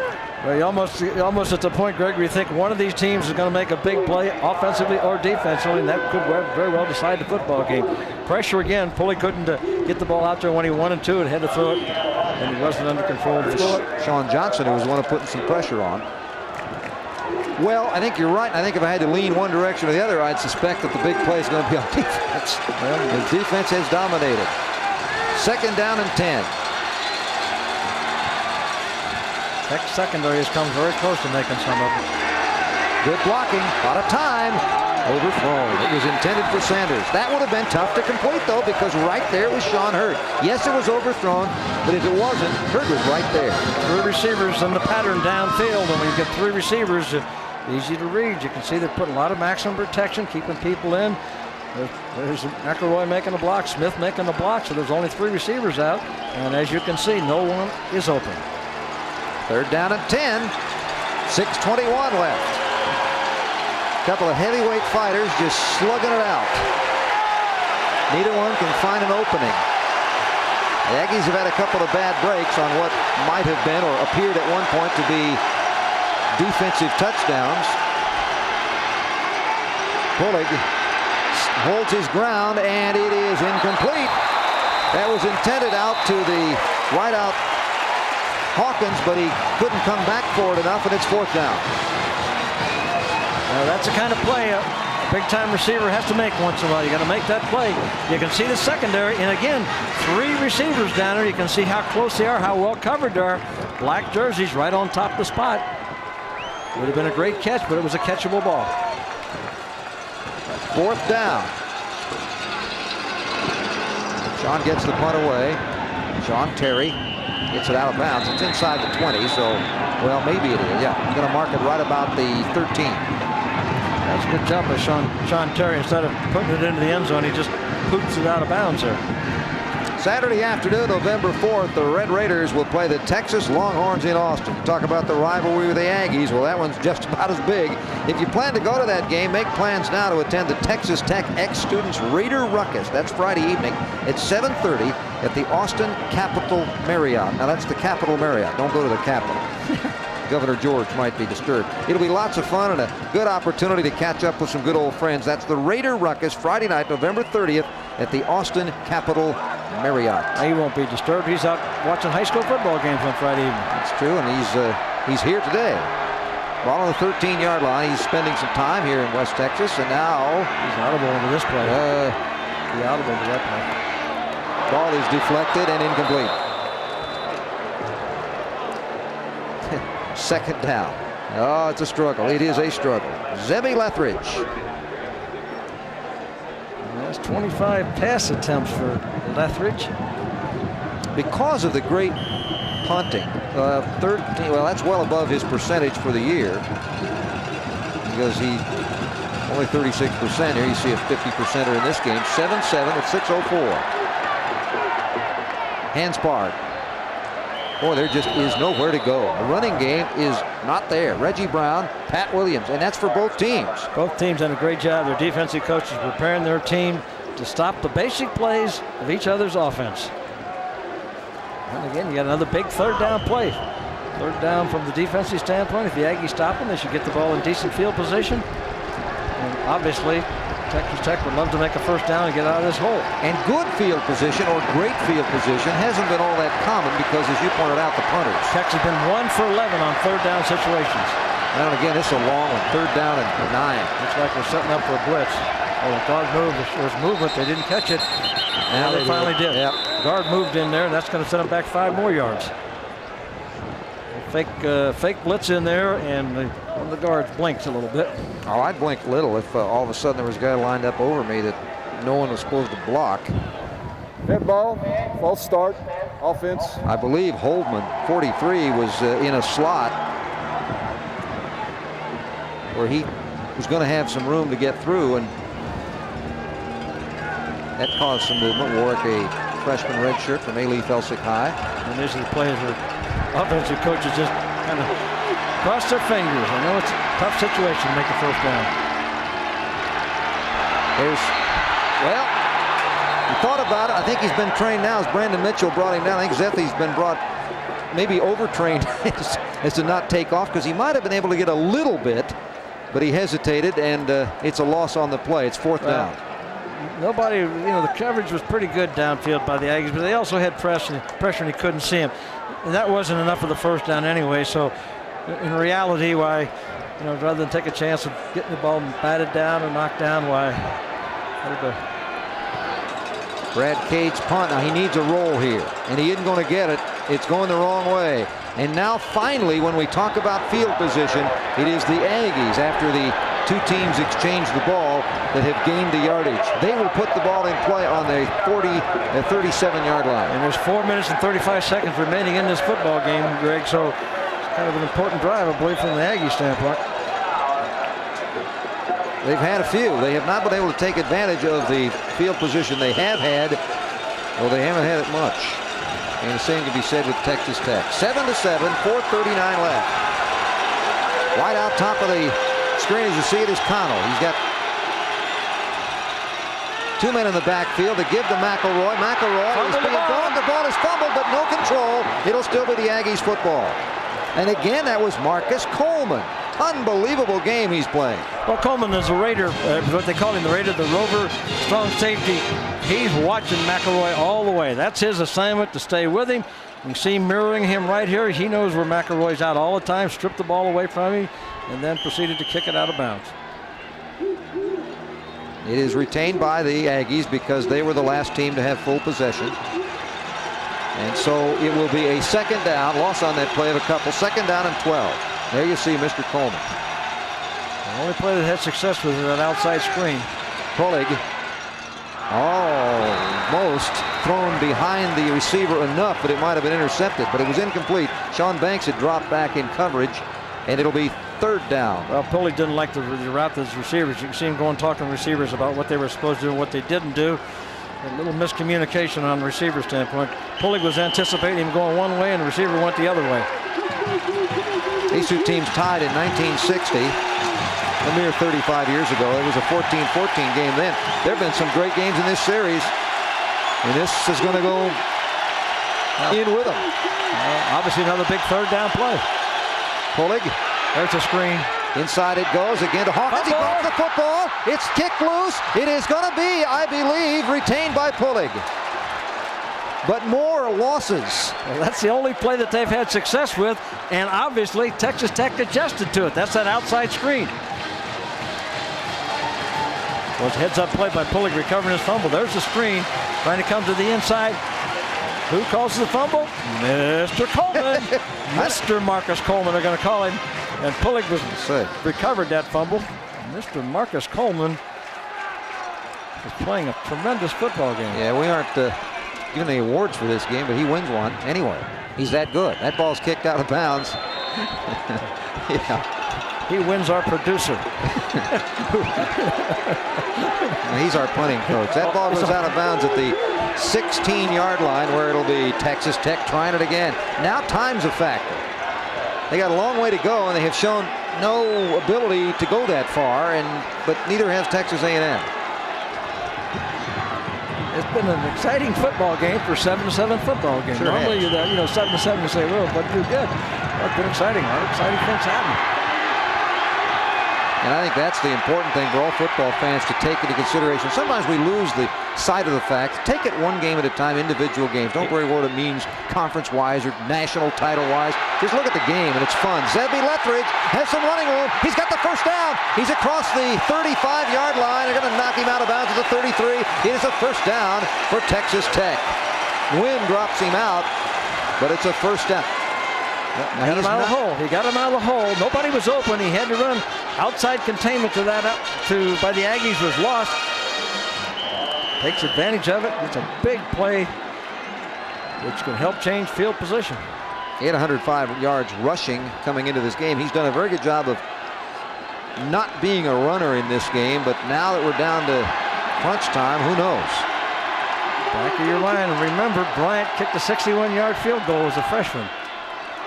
Hanspard works his way forward across the 35 to the 38-yard line. It'll be a gain of about 5. It'll be 3:25 on the clock as it continues to tick. And it'll be a second down and a long 5 or 6.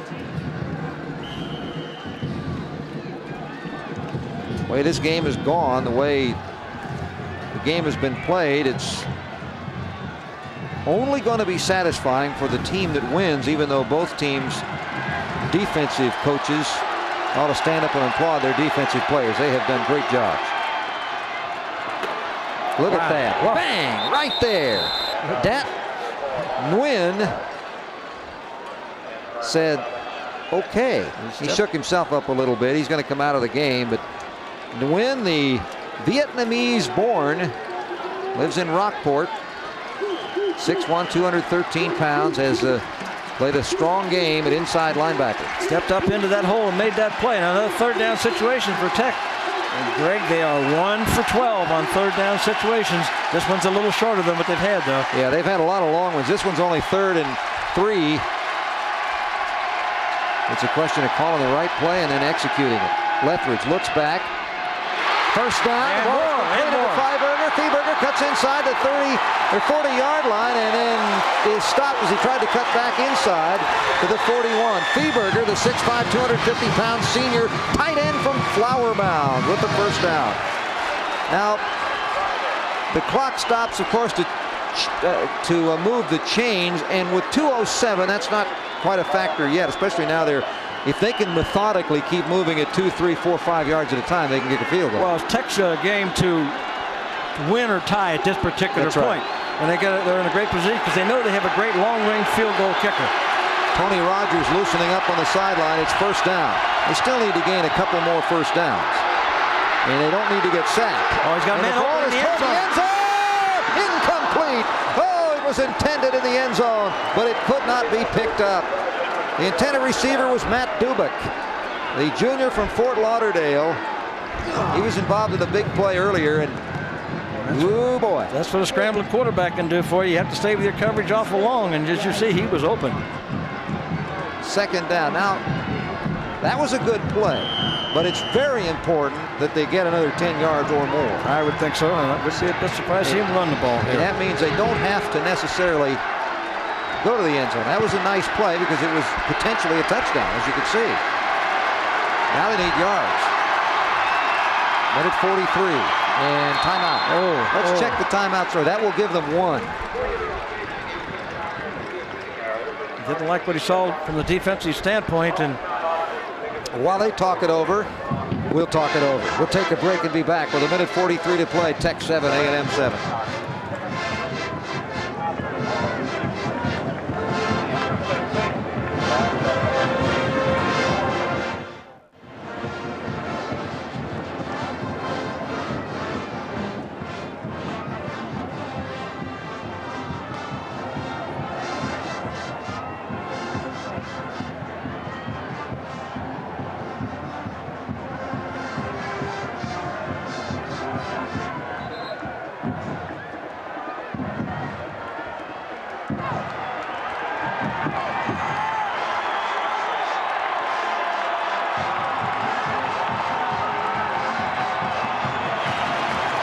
A minute 43 to play, 7-7.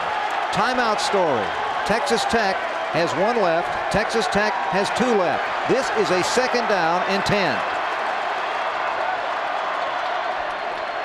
Here comes the blitz, and it drops Zebby. Lethbridge behind the line of scrimmage. Reggie Brown, their number 46. We also saw Larry Walker, 32, in on the play. And Greg, right now, if A&M wants to have a chance to win the football game, they ought to use one of their timeouts, not let all this time run off the clock. They've got 2 left, and they got to be thinking clockwise. Otherwise, Texas Tech is just going to allow it to run down.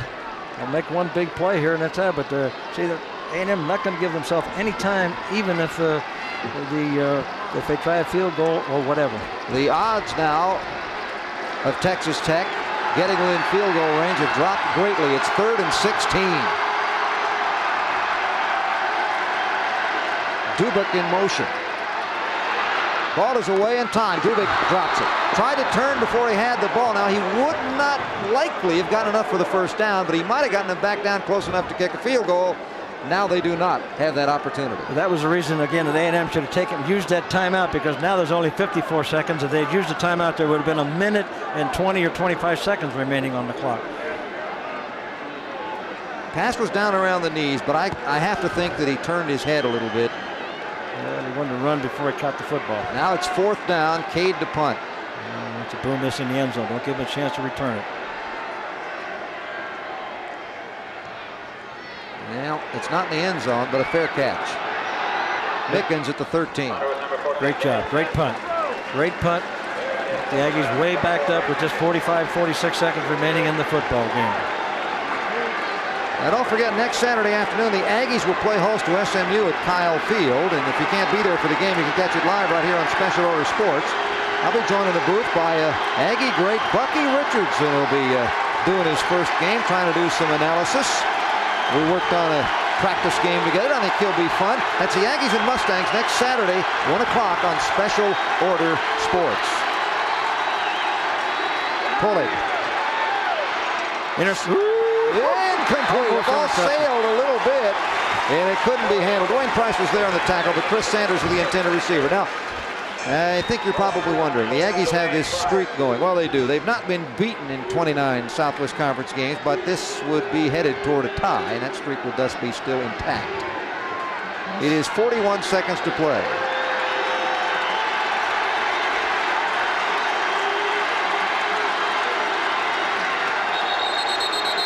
movement on the line, and so they had something going outside there. They look like they're going to try to run a little outside screen or shovel pass situation. Of course, that gave it away to the defensive coaches of Tech.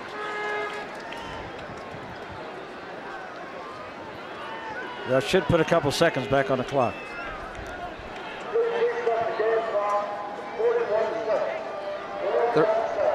That puts some time back on the clock. 2 seconds, I think it's 41.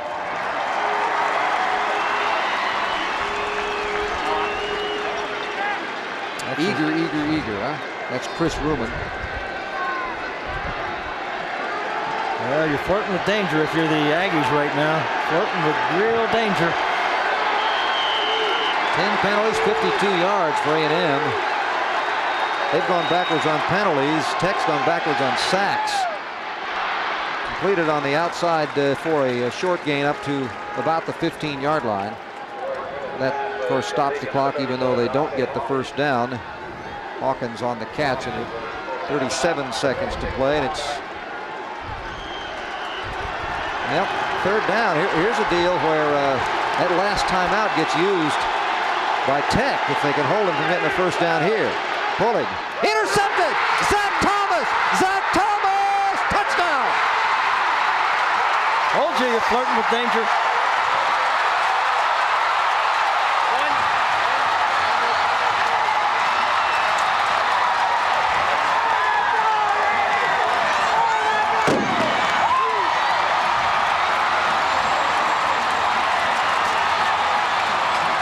That's a penalty, but that flag down there is just for excessive celebration. Spike will take that one any day of the week. That celebration.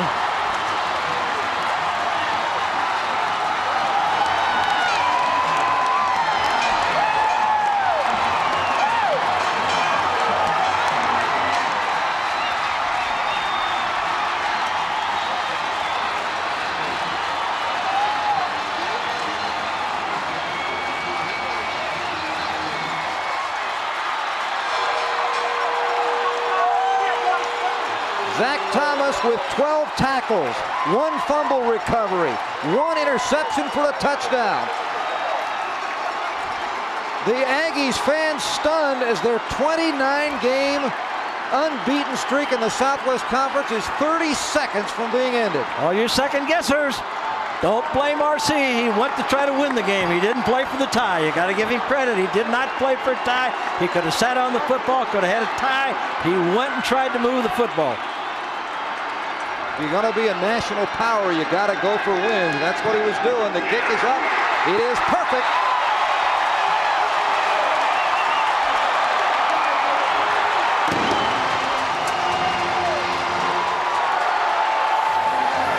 Turnovers in the football game for the Aggies, and when you have 5 turnovers, you usually get in trouble.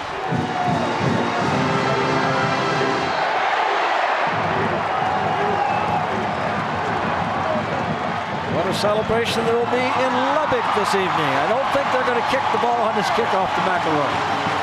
Thomas just read his eyes all the way, drifted right into the play. Pulig never saw Thomas sliding underneath him, the underneath coverage man. He just he worked with Pulig's movement all the way, got himself in position. Intelligent football player, made a big play at a big time. You know the other thing about that, Ed, from that angle we saw behind the end zone, that pass wasn't there anyway. Well, the original defender was with the receiver. He had no idea. Pulig obviously had nothing. 1990, the last time A&M has lost to a Southwest Conference opponent. Well, Pulig is going to be dejected. Tough loss for that young man. He's had a lot of criticism. Play last week. Well, he's never been involved in a loss at a Southwest Conference game. Came in with a starting record of 26-4-1. And the hero right now from Pampas. The Pampas Bull played well today. They got penalized for the celebration in the end zone, so they'll have to kick off from the 20 now. That means McElroy could get his hands on the ball. I doubt it. I doubt it very seriously. They think they're not going to even. You're going to make. If they kick the ball out of bounds, where does it go? If he kicks his ball out of bounds, 35. By rule, where does it go? The 35-yard line. So they should tell him to kick the ball out of bounds. The Aggies starts on their 35. Yeah, let's see if they're going to do it. The Kickoff is from the 20. Yeah, I think that would be a crucial mistake. I agree with you there. I don't think they've been kicking away from McElroy anyway, and he's got the bad ankle. I don't think you can anticipate him doing that right now. They're not kicking out of bounds. They're kicking it way over to the side, away from McElroy. Same difference. Up to the 41 now. Face mask, flag down, probably a face mask. Jody Brown on the tackle of the Aggies who don't get the ball. That was the running back was the short man who brought it up. And let's see, they're talking it over. Well, we're assuming it was a face mask. Could have been a push in the back or a penalty against the Aggies. We just assumed it was a face mask. Holding against the Aggies will push it back even more. Yeah, well, they just basically what happened is they got the yardage back from the penalty because they're going to get to push it back. Now here's the big play of the football game. We were waiting for a big play. I suspected it would be defense, and it was. Yes, underneath men in the zone, just sitting there reading the quarterback's eyes. Pulig looked his receiver all the way. Thomas slid to it, made a great interception. Showed that blazing speed of a 236-pound linebacker. I think the thing, you put that in context, the significance of that play, that automatically goes down in history as one of the great plays in Texas Tech football history. No question. Right there, you just saw it. No question now. Look out, he's going to hit backside again. Dumps it away, and it's caught. At about the 45-yard line, out of bounds, first down, stopping the clock with 20 seconds. There's a flag on the play. Let's see. Let's see if this happens. Right where it was caught, or was it back downfield? It's going to be an offensive push-off. I bet you call offensive receiver pushing off to get open. Usually happens this stage. Yep. That usually happens this stage when receivers said, I got nothing to lose. Defensive backs are going to lay off. They're playing in deep zone. All they want to do is stay and keep people from getting behind them. So that's an obvious time when usually you get a call against an offensive receiver.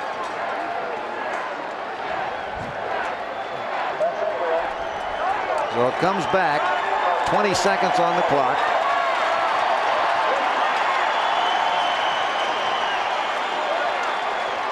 Well, Tech defensively, those three safeties are going to be playing three deep. They're going to be sitting back there about 20, 25 from the ball, and all they want to make sure nobody gets behind him. There's a guy that, of course, went over to Penn State, almost beat Penn State, beat Missouri, lost to Bader last week in a defensive struggle. Looks like he's going to be able to beat Texas A&M. Team's only going to be 2-2. And he may be one of the better 2-2s. And there's a guy that's a fine football coach doing a great job. Backside again, he's got the same pressure. Armour blocking that guy. Throw it up for grabs. Caught by Sanders, who runs out of bounds at the 32-yard line. It's not a first down, but it stops the clock with 12 seconds. So it's about time to tell him to Well, if you're go deep. If you're Tech, you obviously don't care that they do that because that's taking time off the clock. And the Aggies have to score a touchdown. Getting into field goal range doesn't mean a thing. So those three deep people and the linebackers, they're playing underneath them, and the extra defensive backs. They've got 5 defensive backs in there now, and you can see, if you say look at the secondary, see how deep they are back from the ball. Linebackers are back about 15 yards, and the 3 deep secondary is back about 20, 25 yards. You can't even see them in the picture in your screen. They're back so far. About time to heave it deep. That's just hope. Only 12 seconds. You're not going to get it deep. The only thing you might hope is to get it. Well, they got it inside. Take a timeout. Use your last timeout. Don't let the clock run out. They've still actually got 2. A&M does, so there's one of them. They're near midfield. That's a first down. Actually, that would have stopped the clock while they took the chains and moved the chains. So they have not apparently taken their own timeout yet. Yeah, well, they have. They have to. This is the last play of the ball game unless there's a penalty, Greg. 4 seconds left on the clock. The last play of the game unless there's a penalty. Tech has pulled off a gigantic upset. Well, the Aggies will no doubt bounce back next week. They'll certainly be trying hard before the home fans as SMU comes to town. Tell you what, this is a rivalry that doesn't quit. Both of these schools will still be together, just in another league, the Southwest Conference, after this year is dissolved, but both will be still continuing to knock heads in the Big 12. Zach Thomas was one of the great moments in Texas Tech football history, ending the Aggies' 29-game streak. That is in 4 seconds. Never be broken, that streak. That's right. And this will be the first in 4 seconds. I have to qualify it. It would be the first opening game conference loss, of course, for R.C. Slocum. But I'll tell you what, this wasn't exactly one of your pushover Patsy openers. If secondary gets any deeper, they'll be up in the grass area and have to pay $25 for a seat.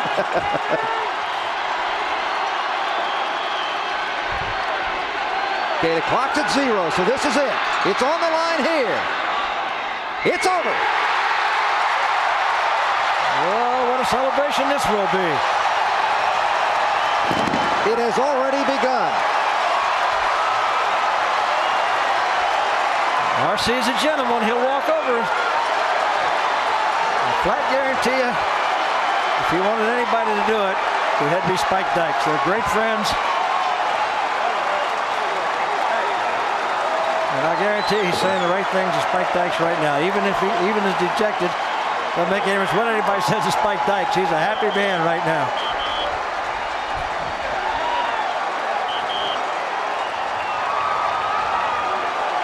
You have to experience that feeling to know what it is. Zach Thomas. All the hard work, all the harsh criticisms, all the things that are said, that erases all of that. You saw some smiles on the face of the Aggie players, too, because they, as much as they're disappointed, it's still a game.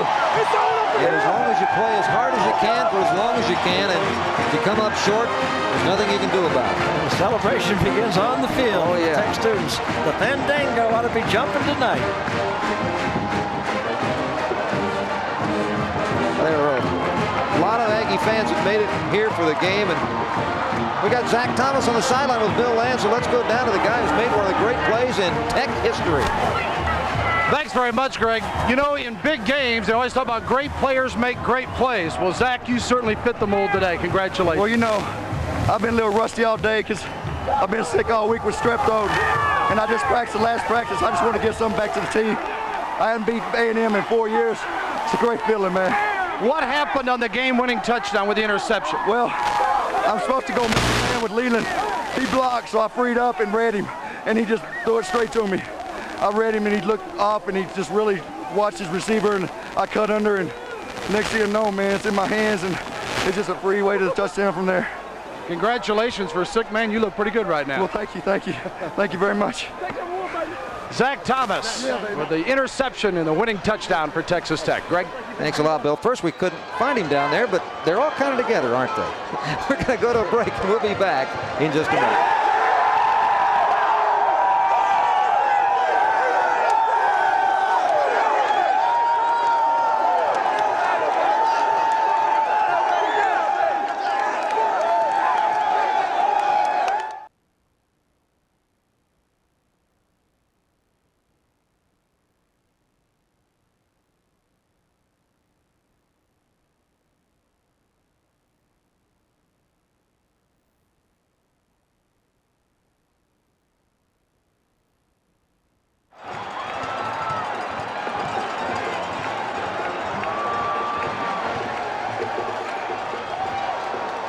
Texas Tech 14, Texas A&M 7. A super way to start our Special Order Sports Prime Sports, Special Order Sports Prime Sports College football for 1995. Ed Biles' defense ruled, and I guess it was only fitting that a defensive play determined the outcome. Great defensive game plan by John Goodner. Did an outstanding job. Players executed it. Spike Dykes stayed with his football team. Got a well-deserved win.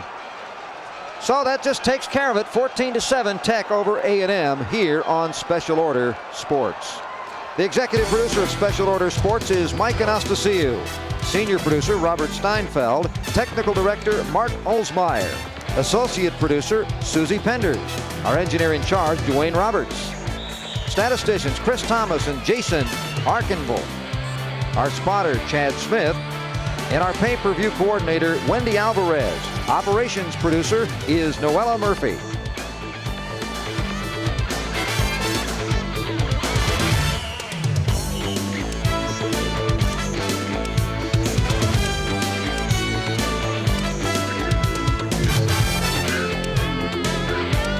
Once again, the final score of today's game, Texas Tech 14, Texas A&M 7. This has been a presentation of Special Order Sports in association with Prime Sports and Texas Tech University.